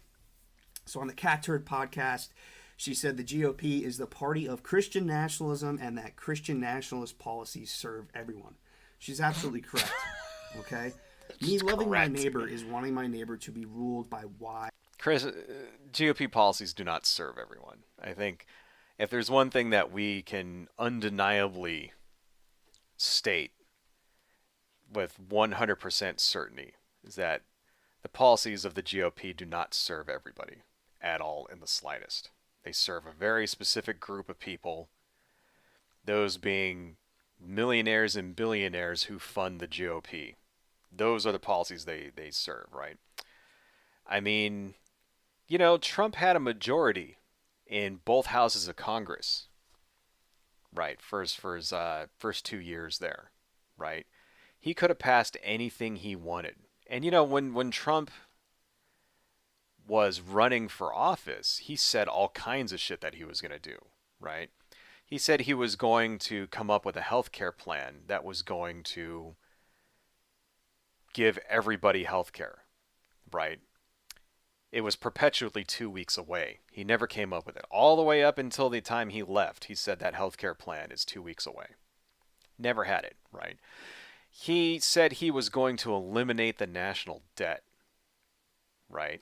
National debt did not go down. National debt went up by $7 trillion in 4 years under Trump. That's a faster rate than under Obama, right? Obama, it went up 10 trillion in 8 years. Trump, it went up 7 trillion in 4 years. Okay. So he obviously didn't give a fuck about national debt, right? Terrorism, didn't give a fuck about that. Afghanistan, didn't do shit about that. Could have pulled out, didn't, right? Kept delaying it, kept making plans, all this stuff. It was Joe Biden who left Afghanistan, right? Trump didn't do shit about terrorism. You know how this guy Anwar Zarawi, what the fuck is that guy's name? Zacharawi, whatever, the dude who just got the Al Qaeda guy who was just fucking bombed or whatever. You know, QUEDA leader. Yeah, this guy Amyan Al Zawahiri, that guy, the second in command of Al Qaeda. You know how that dude was just like killed by a fucking drone strike, which like last week and all that. Apparently, Donald Trump had the opportunity to go after this guy, and he didn't want to. And the reason he didn't want to is because he didn't recognize his name. The name was not big enough. So if he actually killed him and it got in the news, he was afraid nobody would understand it and give him any credit for it. So what did he do instead? He went after Bin Laden's son and killed Bin Laden's son. Even though Bin Laden's son was like, I mean, yeah, he was part of Al Qaeda, but he wasn't like anybody big. In the meantime, the second in command of Al Qaeda, the guy who actually ran Al Qaeda since Bin Laden was dead, he let that guy just go. Didn't focus on him, right? So obviously Donald Trump didn't give a shit about, you know, terrorism, right? Obviously didn't give a fuck about that, you know. What did Donald Trump actually do in his 4 years in office? What did he do, right? The one major policy change that he got through Congress, the big law that he actually passed, was a tax cut for super rich people. That was Donald Trump's accomplishment, right? Just like George W. Bush before him, right? Just like Ronald Reagan before him, you know, cutting fucking taxes for rich people. And, people say, yeah, but you cut some of our taxes too. Well, the taxes for everybody else have a sunset provision in them. So those tax cuts will go away. Well, guess what? The tax cuts for the actual fucking super rich people don't sunset. Right? So that's what the Republicans give a shit about. Okay? That's what their policies actually fucking like help. Those are the people that they're there to help. Right? Self-serving bastards. Every last one of them. So, no. Andrew Toba is completely full of fucking shit there. Sorry, let's move on. wise biblical Christian men. Why? Well, look at the fruits. Look at the fruits of what happens when we allow pagans, Jews, non-believers, atheists to run our country. Okay? What happens? Fruits, What huh? is the fruit of that? Well, the fruit of Okay. that is massive inflation, a border invasion, billions and billions of dollars Border being sent to invasion. foreign countries, a suicide epidemic in this country, deaths of despair, fentanyl deaths skyrocketing, and just this laundry list of stuff. Okay? So, Okay. this is what happens when non believers are in positions of power and run our government. What happens when Christians are in position? Wait. Let's take a look at those. When non-believers, these things happen. Okay. Let's see. Fentanyl deaths skyrocketing, Let's see. Hang on. a border invasion, billions and billions of dollars, Let's atheists take these one at a time. All right. to run our country. Okay? What happens? What is the fruit of that? Well, the fruit of that is massive inflation, a border invasion. Massive inflation. Okay. So first off, he's basically saying, all right, when non-believers are in charge, there's massive inflation. All right. Let's take a look here. Let's see. I actually have a link here. I'm going to put it down in the chat for you guys, right? A simple app that Nope, makes shut up. trading easy. That's Shut up. Quiet. Anyway, sorry about that. Fucking ads popping up. So I actually have a link for you guys I'm going to put down in the chat. In case anybody out there thinks that I'm biased, this is from Fox Business, right? Let's take a look at this. Let's bring this over here. Okay, bring this up. Here's a map from Fox Business, right? This is, surging inflation takes hold in mountain states with rates near 9%. Okay. Updated on January 25th. So, here's a map. Where is inflation highest in the United States? Right? This is a map right here. Let's make this a little bit bigger so everybody can see it. You know. Actually, you know what I should do? I should just do this. Let's make that a little bit bigger so that we can see where inflation is the highest in the country. So, the more blue inflation is, right, like you can kind of see, here's the area, 6.3, blah, blah, blah, blah. When it starts getting higher, it starts turning red. That's where it gets higher. Looks to me that inflation is highest here in the Midwest. Wouldn't you say? Montana, Wyoming, Utah, Nevada, Arizona. Are those Democrat-run blue states? Kind of seem like those are a bunch of red states to me where everybody says how they love Jesus Christ all the time. That seems to be the highest. Second highest. Over here. North Dakota, South Dakota, Nevada, Kansas. Iowa, right? Minnesota. Seems like those are also red states. Seems like lots of Christians lived in those states. Seems like all of the governors and all of the state representatives and people who go to the state, the state legislature. Seems like all of those people are Christians in those states as well. Look at this. Next highest inflation, Oklahoma, Texas, Louisiana, Arkansas, Georgia, Mississippi, Alabama, Tennessee.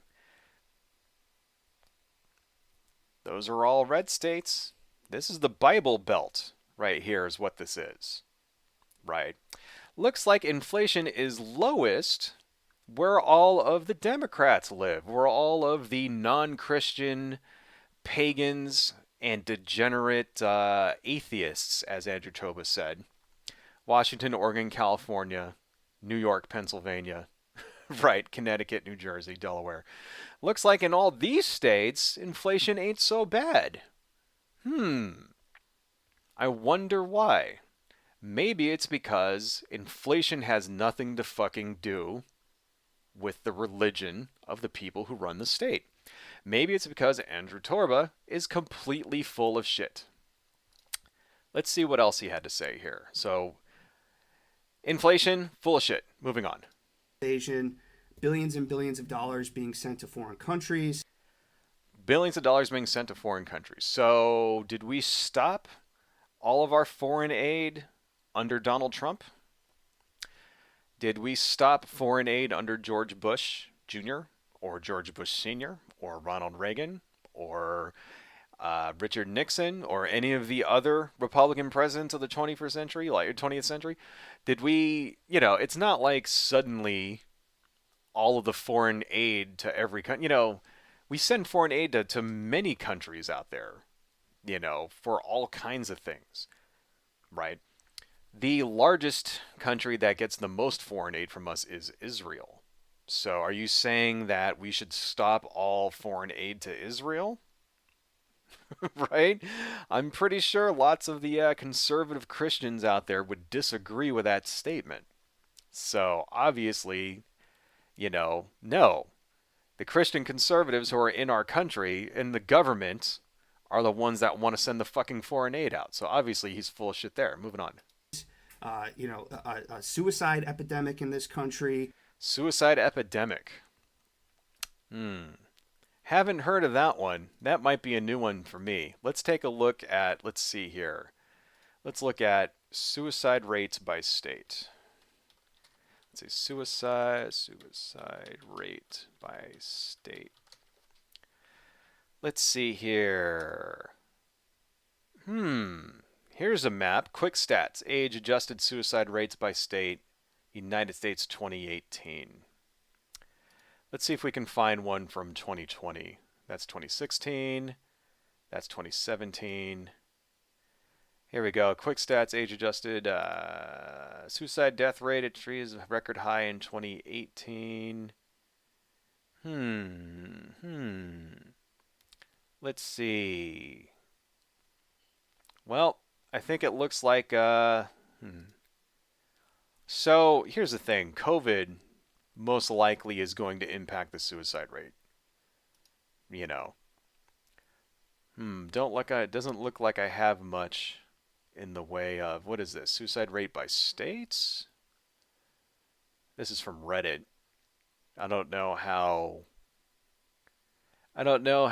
much I trust something that somebody posted on Reddit specifically, but it looks like from following around, from what I can see, they all seem to, the maps I'm seeing on Google right now, let me just bring this over here so you guys can see it, right? They all seem to pretty much follow this same pattern. So here's the first one I was looking at. This is quick stats, age-adjusted suicide rates by state 2018. I wanted to see if I could find one from 2020. Let's see, 2020. What do we got from 2020? Adjusted rates, national, 2017, 2018. Something you'll notice in all of these maps, though, seems like, here, let's just use this through 2018, because this, I'm getting the feeling that the Rona and lockdowns and stuff like that may have impacted actual suicide rates, right? But here we go. Suicide death rates per 100,000 people compared to the United States death rate 2018. Seems like you have a pretty big swath here, right? Once again, the Bible Belt. This is the Rust Belt, is what this is right here. Seems significantly higher. And seems like in many states like, say, California and New York and New Jersey and Delaware and Connecticut, where all the liberals live, not that much higher, right? Let's look back at some of the other maps here. Here's another one. This is 2018. And you can kind of see the more blue it is, the higher your suicide rate. Kind of seems like the places where the liberals live, where the evil tree-hugging hippies, pot-smoking, you know, pot-smoking moonbats live, right? Seems like the suicide rate is much lower. Seems like it's super high in all of these red states where the Republicans live. I wonder why. I like this one. You know why I like this one? Because I didn't do any research at all on this. I just did a quick Google, and kind of seems to me that multiple sources are saying the same thing. Suicide rates are lower when you have states where you're actually allowed to self-actualize, and they're higher in states where you're not.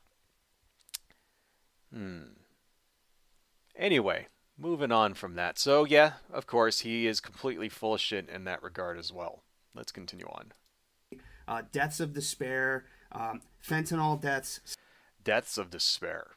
I don't know how you measure that. Fentanyl deaths. When did George Floyd die? You know, everybody says George Floyd, fentanyl and all that shit, right? When was that? 2020, May 25th, 2020. Who was the president May 25th, 2020? That was Donald Trump, right? So, because that's the conspiracy theory on the right, is that George Floyd actually didn't die because a cop strangled him, but actually died of a fentanyl overdose, which is, of course, bullshit. So, why did this guy die?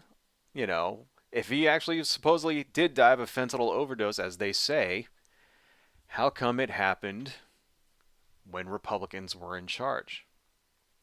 When did the oh, shit. Here we go. When did the fentanyl, F-Y-N-T-E-N-Y, how do you fuck you spell fentanyl? I almost spelled it right. When did fentanyl,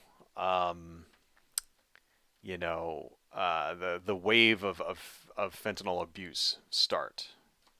Right? Let's take a look. When did fentanyl start? When was fentanyl popularized? 1968. Fentanyl flow to the United States, DEA.gov. Flow of fentanyl into the United States in 2019 is more diverse compared to the start of the fentanyl crisis in 2014. Start of the crisis in 2014. Okay. So how come, if it started in 2014, and then, so that's the Obama administration, and then it continued through the Trump administration, how come it didn't go away as soon as a Christian became president, as soon as Christians took power? I mean, if you don't believe Obama was a Christian, which, Obama was a Christian, right? He actually was a Christian. He believes in Jesus Christ. Okay. But if you don't believe that, and you believe that he wasn't and Trump is, how come it just didn't mystically stop when Trump took office? Could it be because the religion of who's in charge has nothing to do with how crises are handled? Could it be, right? Could it be because they put fucking, what the fuck was what's her name, the spokesman, in charge of, who was in Trump's drug czar was what's her name, Trump drug czar. The person he put in charge was fucking his spokesperson, right?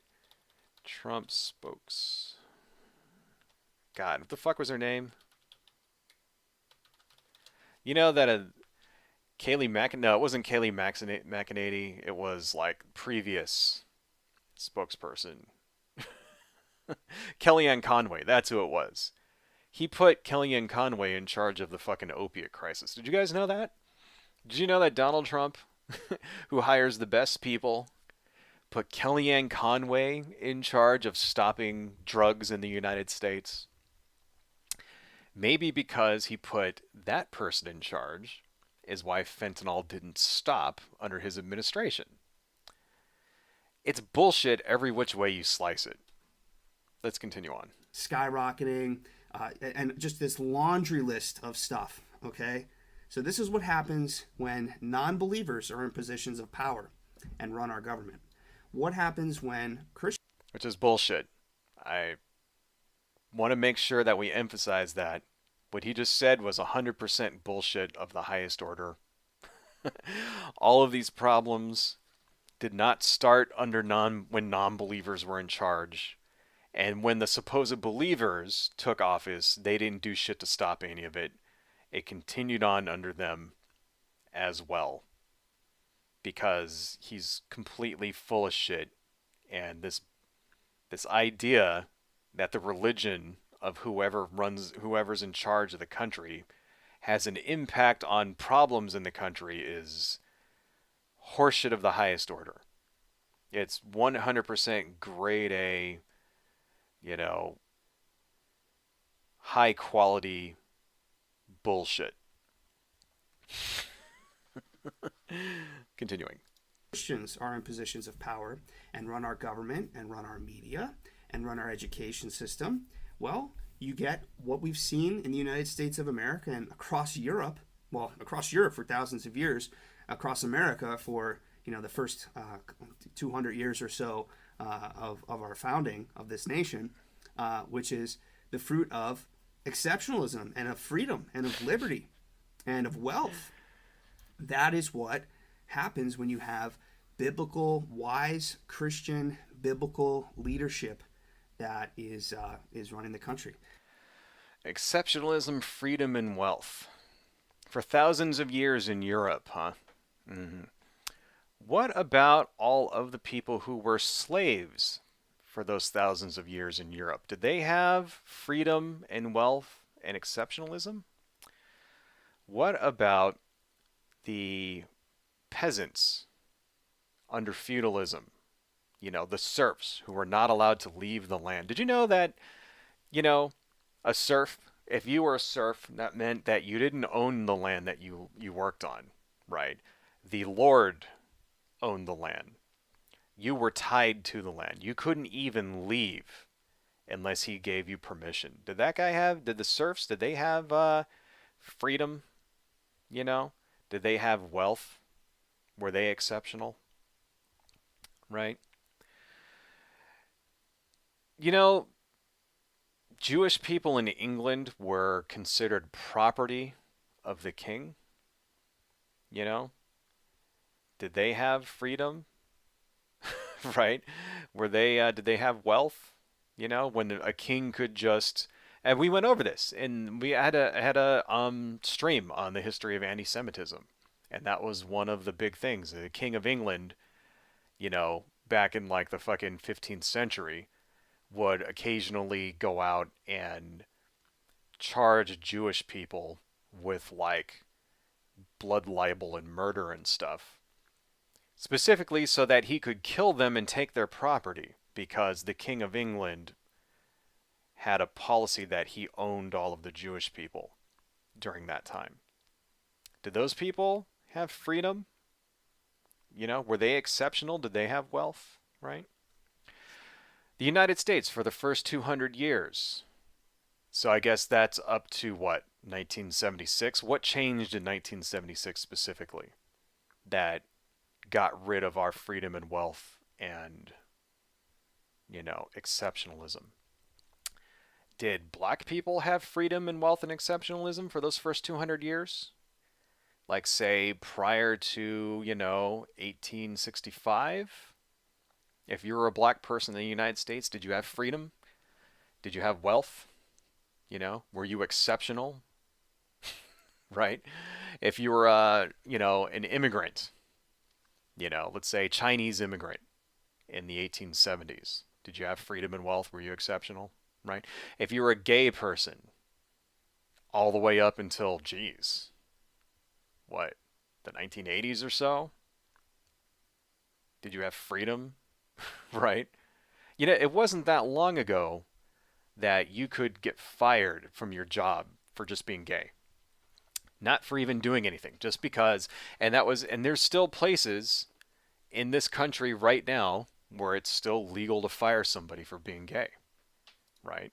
Let's take a look at this. Legal to fire for being gay. Let's do a search on that, right? Oh, wow. Supreme Court actually said that they can't do that anymore. Well, that's good news. Funny how we're still fighting about that, right? Supreme Court rules workers can't be fired for being gay or transgender. That's great news. Wow. So that means all the way up until now, and this was what? June 15th. So that was an open question all the way up until June 15th, right? I mean, you know, so no, it's completely full of shit. Okay, he's completely 100% full of shit. You had freedom, you were exceptional, you had wealth if you were part of the ruling elite in any of these countries, right? Not because Christians were in charge of everything. All right. Completely full of shit. Moving on. It benefits everybody.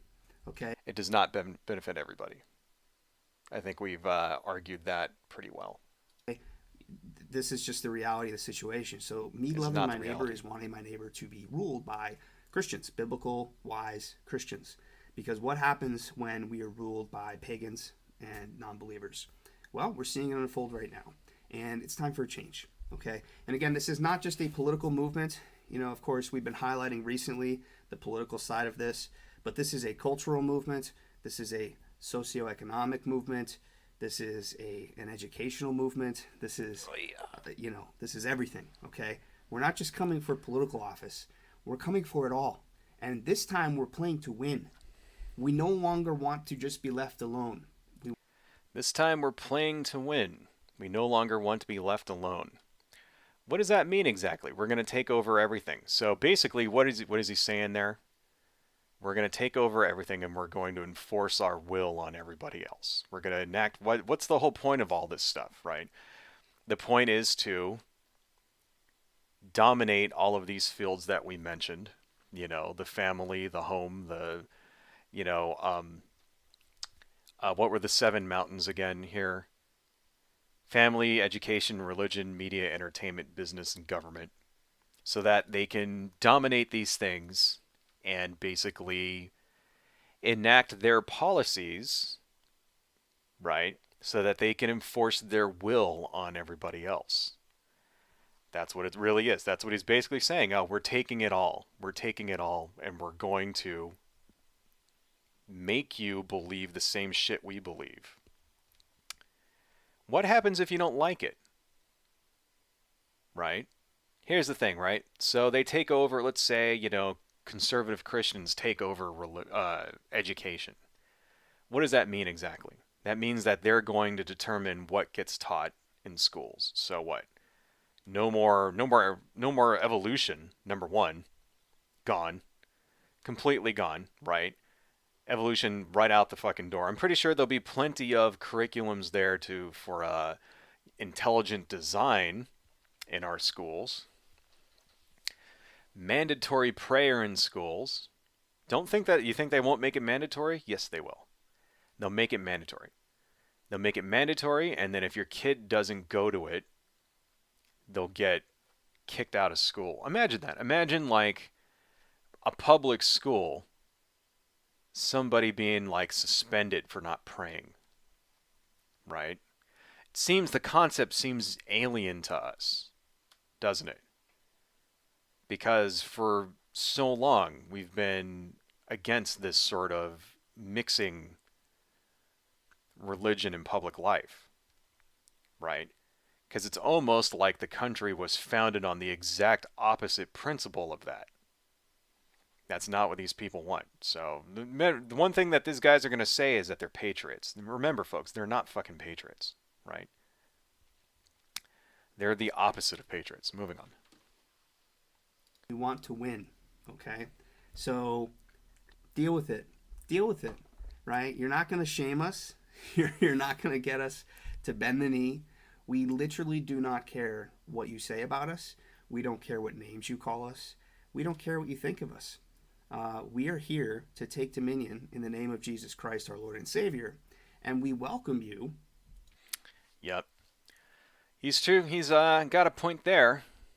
Shaming doesn't work on these people. You know, it doesn't work when you're a fanatic, right? Public shaming doesn't fucking matter. Okay. You have to have decency in order to feel shame. Right? So you have to actually care about your reputation in order to feel shame. You have to have decency in order to feel shame. When you think that you're on a divine mission mandated by God, shame doesn't matter. All of the criticism directed towards you becomes an attack by, you know, demons and shit. Right? Like, oh shit, am I still streaming? I hope so. Okay, good. I lost the page there. I gotta make sure I don't accidentally close that. Right? When you're, yeah, exactly. You know, and there's nothing that Christians like to pretend more than that they know there's nothing they like to pretend about more than being persecuted, because it actually says in the Bible that people will persecute you and stuff. They love to pretend that they're the underdog, that they're the ones being persecuted by demonic forces and shit like that, when in real life they fucking already run everything. That's the thing. That's like, you know, so yeah, it's not going to work. Going out protesting against these people is not going to work, right? It won't. You have to vote against it. This is why voting matters. You got to get out there, you know, you have to vote, right? You have to support companies that don't play footsie with these assholes too, right? Things like GAB, you know, or if a media company bows to what they fucking want, then you need to protest that media company. If for example, a movie or something cuts out a controversial scene because these people make a big fucking stink about it, you need to raise hell over that. If a television station, for example, doesn't air something or censors something because, you know, conservative evangelical Christo-fascists demand it be censored, you need to speak up against that, right? Because this is how they infect their, you know, they spread their bullshit around. This is how they are going to enforce their will on everybody. And what's he really saying? You know, we want to take command of all these things. So the plan, that's the plan, is to go to media companies, for example, and basically get their people in charge so that their people get to decide, okay, well, this movie is too, you know, we're going to censor this. We're going to get rid of that. We're going to take all of the, you know, black people out of the latest Marvel movie, right? For example, you know, we're going to get rid of all of the bad words out of this record album here. We're not going to allow that to get published. That kind of thing. That's what he's talking about. He's talking about doing it like behind the scenes and shit. Right? You know? In addition to taking over the government, taking over media companies as well. That's part of the thing. Take over the media so that we can determine what media gets spread out there, so we can control the messaging. Right? And only put forth a pro-biblical approved message, you know, which also happens to have only white people in it and also says nothing bad about capitalism. That's what it is. What he's basically saying here is we're going to impose our will on you whether you like it or not. So, no. Fuck this guy. You need to fight against him. We welcome you into the movement if you repent and accept Jesus Christ as your Lord and Savior. It's just that simple. It doesn't matter what your skin color is. It doesn't matter what your ethnicity is. It doesn't matter where you're from. None of that matters. Okay.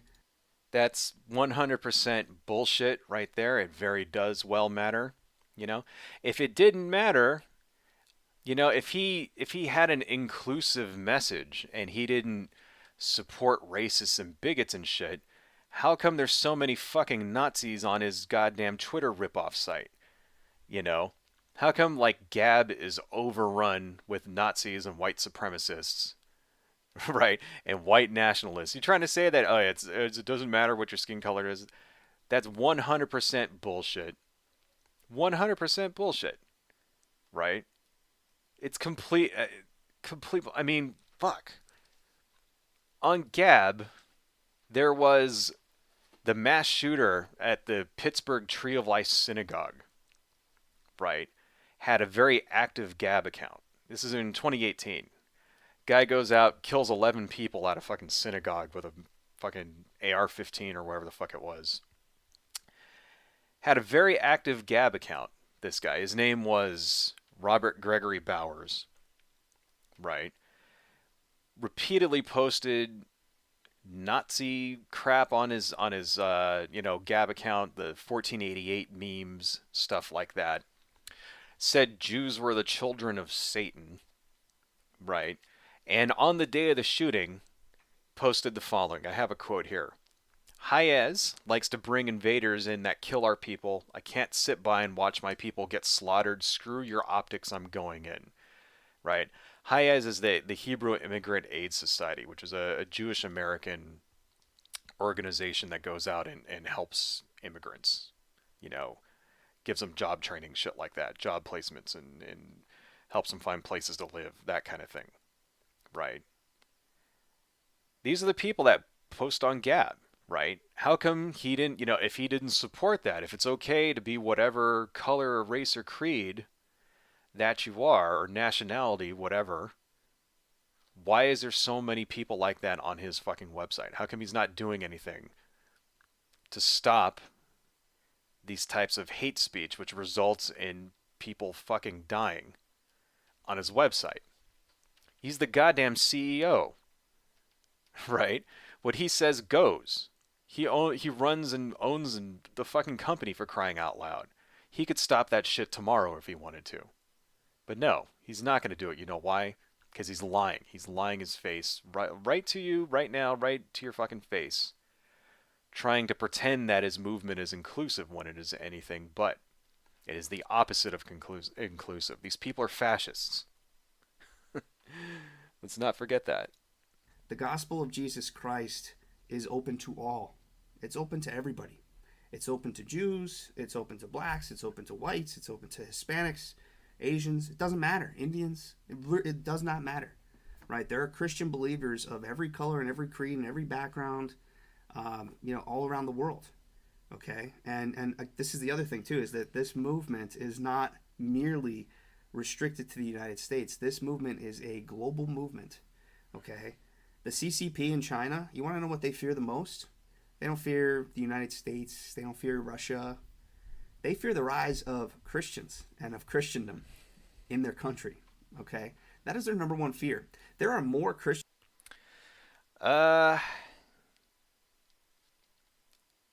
So the Chinese government does not like religions. This is true.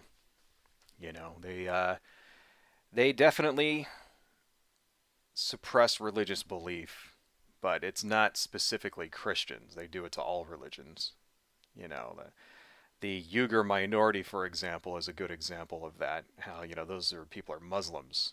They're not Christians specifically, right? But, that's that's the thing about that. It's like, that's true. And it's a good example of why religion should not be hand in hand with government. Because when this is why the First Amendment matters. First Amendment is not just freedom of speech, it's freedom of religion as well. According to the First Amendment, you're allowed to believe whatever you want. Congress make no law on the establishment of religion, right? So that means that your right to believe whatever kind of stupid bullshit you want is codified and our highest law. China doesn't have that. You do not have the right to believe whatever you want in China, right? This is why it's precious. This is why it matters. Because people who want to take that away will use that to their own advantage, like Andrew Torba here. If you think for a nanosecond, if Andrew Torba became president, that he would not sign a law taking away your right to religious expression, then I got 2 bridges and a furry trout farm to sell you. Right? Because he'll do it in a nanosecond. Because they don't believe in religious freedom. Right? Religious freedom to people like Andrew Toba is freedom to believe in my religion. That's what he's been saying this whole time. We're open to everybody as long as you believe exactly what we believe. That's what he's been saying this entire video. We're open to everybody, but you have to be a Christian. And we're going to take control. So what does that mean? That means the people who are not Christians don't get to be part of the people who are in charge. Right? So no, it matters. Your religious freedom matters. Right? China does not have religious freedom. Saudi Arabia does not have religious freedom. Like I said last week, they put people to death for being fucking witches in Saudi Arabia. You can be beheaded in Saudi Arabia. Like, that's how they kill you. They can behead you for believing in the wrong thing in Saudi Arabia. Right? Lots of little countries like that in the Middle East have those same kind of arcane rules.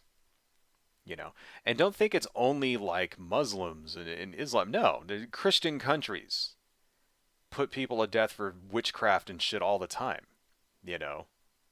Like in Africa. Right? What was that country? I think, what was it? Fucking, I have to look this up now. But Africa witchcraft. There was a story I saw like a few years ago. Beheading. It was Nigeria.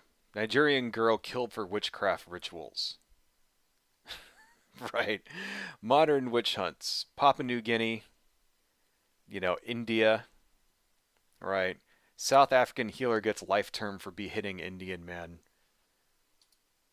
So this happens all over the place. Kenya, Ghana, right? Cameroon. These are Christian countries, by the way.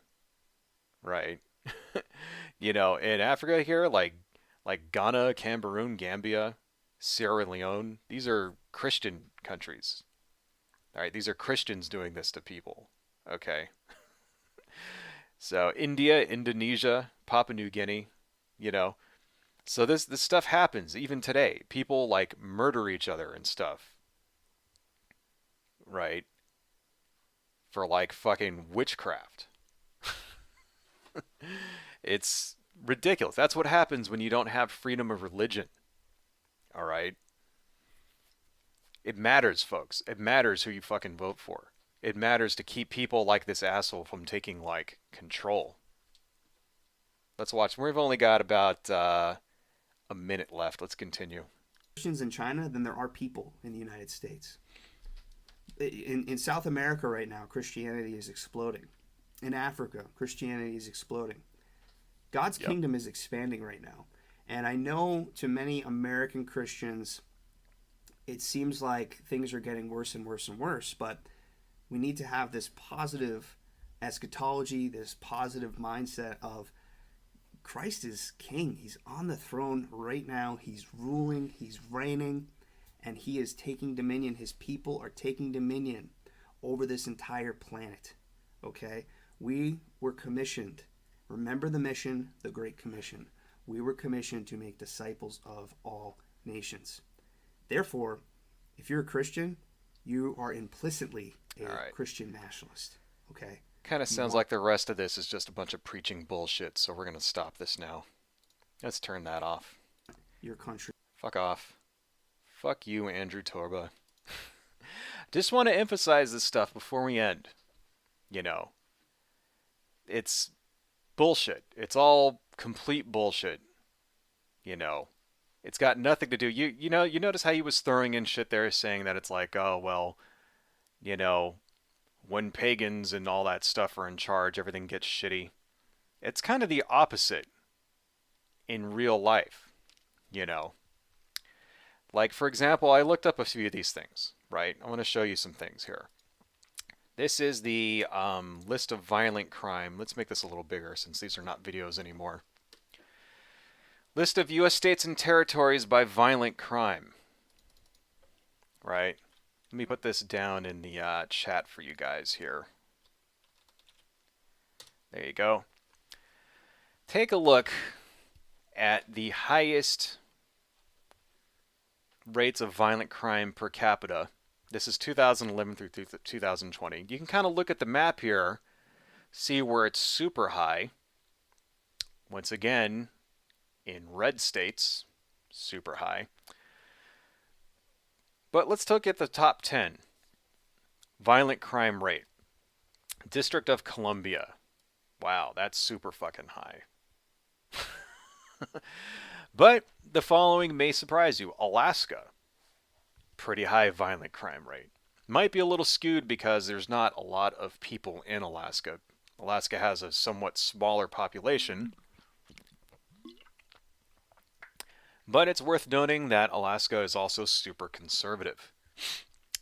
What else we got here? New Mexico, Tennessee, Arkansas, Arizona, Louisiana, Missouri, South Carolina, South Dakota. Top 10. It's not until you get to 11, Michigan, where you finally hit a blue state. And Michigan is actually somewhat purple. Right? Let's continue. Nevada, Oklahoma, Alabama, Texas, California. First actual blue state is number 17 on the violent crime. So, yeah. If Christians running everything makes things better, how come the top 17 states where violent crime is the worst in the country are all red states run by conservative Christians?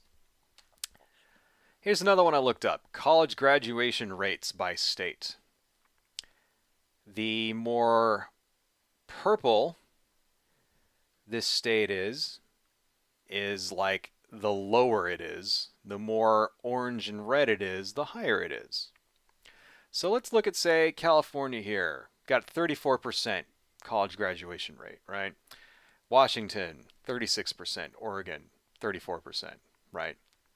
Most of the other states are roughly the same. Georgia, 31. North Carolina, 31. South Carolina, 28. Florida, 30. Alabama, 26. Mississippi, 22. Tennessee, 27. What are we seeing here? We're seeing very low college graduation rates by state. Texas, 30. These are all pretty low. These are all lower than California. These are all lower than Oregon. Let's look at New York. New York has 37. That's pretty fucking high. Massachusetts, 44. Holy shit, super high. Connecticut, 39. Pretty high. New Jersey, 40. That's better than California. California's only 36, 34. All right. Pretty fucking high. Oh, look, Michigan, Ohio, 28. Indiana, 27. Kentucky, 24. West Virginia, 21. Seems like the more red your state is, the more it's run by conservative Christians, the shittier the average education is for the average person. The average person has, the lower the college graduation rates there are. That's very fucking strange, wouldn't you say? Let's look at life expectancy. This is life expectancy by U.S. states and territories by life expectancy in 2018. Right, this is actually on Wikipedia.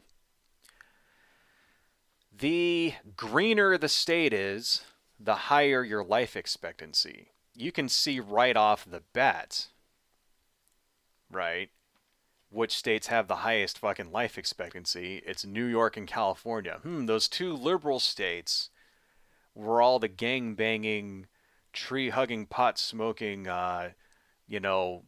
liberals and progressives with pink hair and 50, 50 different gender pronouns live, seems like they live the longest. Seems like they have the highest life expectancy. And the states down here, Oklahoma, Arkansas, Mississippi, Alabama, Tennessee, Kentucky, all the God-fearing mom and apple pie, I love my, Jesus riding a fucking dinosaur with a shotgun states, are the states that have the lowest life expectancy. I wonder why. Why is that? Why is it the redder your state is, the more likely it votes Republican, the more likely it has Christians who run it, the shittier your life expectancy is? Why is that? Map of states by median household income. This is also from Wikipedia as well. 2019. I use 2019 because that's all they had. I would like to see 2022 stats on this. I suspect they're not that much different. You can see here the greener it is, the more money you make. Wow, look at this big ass green swath over here of where the leek-eating coastal elites with their truffle mayo and shit like that live. Looks like you make more money. Look at this. Oh, New York, Connecticut, Rhode Island. All these places in the upper, upper east there. Seems like where all of the Democrats live, people make all the money. Look how down in this part, down in the, Bible Belt, where all the God-fearing Christians live, the people who want Jesus to come back and get rid of the Brady Bill or whatever the fuck, so that they can, have fucking machine guns, which I guess, I don't know, are they just gonna, shoot the Bible into people's fucking mouths or something? Looks like when you live in those places, you make less money. I wonder why. It's almost like the religion of the people who run your state has nothing to do with the actual well-being of the people that live in that state. It's almost like the religion of your rulers doesn't mean jack shit. I mean, looking at those, if I were to say be ignorant enough to say that correlation causes is the same as causation, if I were to fall into that same kind of logical fallacy that they say about blue states, I could almost say that, hey, maybe the conservative Christians are the ones who are causing people to graduate college less and to make less money and to live shorter lives. Maybe it's got something to do with the policies they enact. I don't know. If I were to be dumb enough to fall into that fallacy, I might actually think that. It's all bullshit, folks. And this is why it's important. Once again, I'm going to end this now because it's 1:30 and I'm hungry as fuck. I got to go eat lunch. But this is why it's important to pay attention to who's running for office, to pay attention to who's in charge of the company that you do business with, right? To pay attention to who's in charge of your school district. These are all because these people are like he just said, we're going to take over. He wants to take over. If we allow him to take over, he's going to enforce his will on everybody else. And it won't be long before they start taking away your rights, right? These things matter. Your rights matter. It's not just, oh, you can't get an abortion, right? That's the tip of the iceberg, okay? They'll take away everything that makes life worth living, right? They'll take away all your rights, right?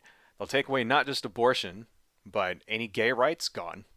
Trans rights, completely gone. Gay marriage, forget about it. Out of here, right? So no more being able to see your spouse in the hospital, none of that, no more inheritance rights, none of those things, protections that keep you from being fired for being gay, they'll get rid of that. They'll get, you'll just be like, so you'll be a gay person, you'll be a trans person, you won't even be able to get a fucking job because of discrimination, right? They'll get rid of all that stuff, right? They'll dictate what your kids are and aren't allowed to say and learn, and thus will basically shape their fucking like opinions, and they'll do it in such a way that perpetuates their own power. That's why they want to take over the education system so fucking bad. So they can, because if you control education, right, you basically control attitudes when it comes to all of these issues. And they want to instill their fucking backwards ass, you know, wannabe biblical values into all of our kids so that our kids will go out and vote Republican. That's the whole reason why they want to take that shit over, right?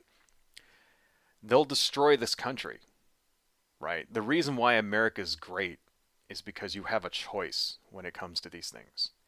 You can choose what you can believe. You can choose who you have relationships with. You can choose how you express yourself, right? Your gender or otherwise. Because you have the freedom to do these things. This is what makes America great. If you take that all away, this country, forget it. You might as well just end it. And that's what'll end up fucking happening if they actually succeed. It'll be the end of America. So, anyway, folks, that's all I got. I am hungry as fuck, so I'm out of here. But before I leave, please like and subscribe if you haven't already. I know that this is, sucks that you have to actually say these things, but if you don't, people don't do it. I actually do find that people do like and subscribe if I ask them to. So please, pretty please, with sugar on top, I'll be your best friend. Like and subscribe. And if you want to, support me, let me just open up my other stuff here. Give me 1 second. Got a profile. So if you want to support me and you want to give me money, because you like what I do, please consider buying something from my SD shop. This here is my SD shop. I sell prints and stuff like that down here. These are all coffee stain prints. Each one comes out a little bit unique. This one is from Lovecraft, 11 by 17. This one's a big seller. So yeah, if you like me and you want to give me some money for my streams here, please consider buying something. I also have a Patreon. I'll put that down in the link down below. So if you want to join my Patreon, you can do that too. If you want to see more of my artwork, I have a DeviantArt gallery here. I'll put that down in the thing. I do all of the artwork from the streams ends up on here, and plus other stuff too. There's a Minotaur I did the other day. Feel free to download these things and use them for whatever you want. It's totally cool.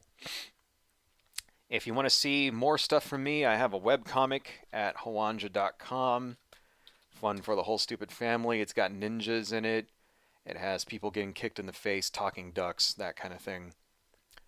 And if you want to see me talk about toys and video games and stuff, you can check out my other YouTube channel at UCity Videos, which I admittedly have not been doing very much with recently, but got big plans for it in the future. So anyway, guys, thank you all so much for joining. Thank you, Lewis the Hedgehog. It's always great to see you. Thank you, Adversary Fandon, and anybody else who joined and stopped in today. I will see you all next week. Adios.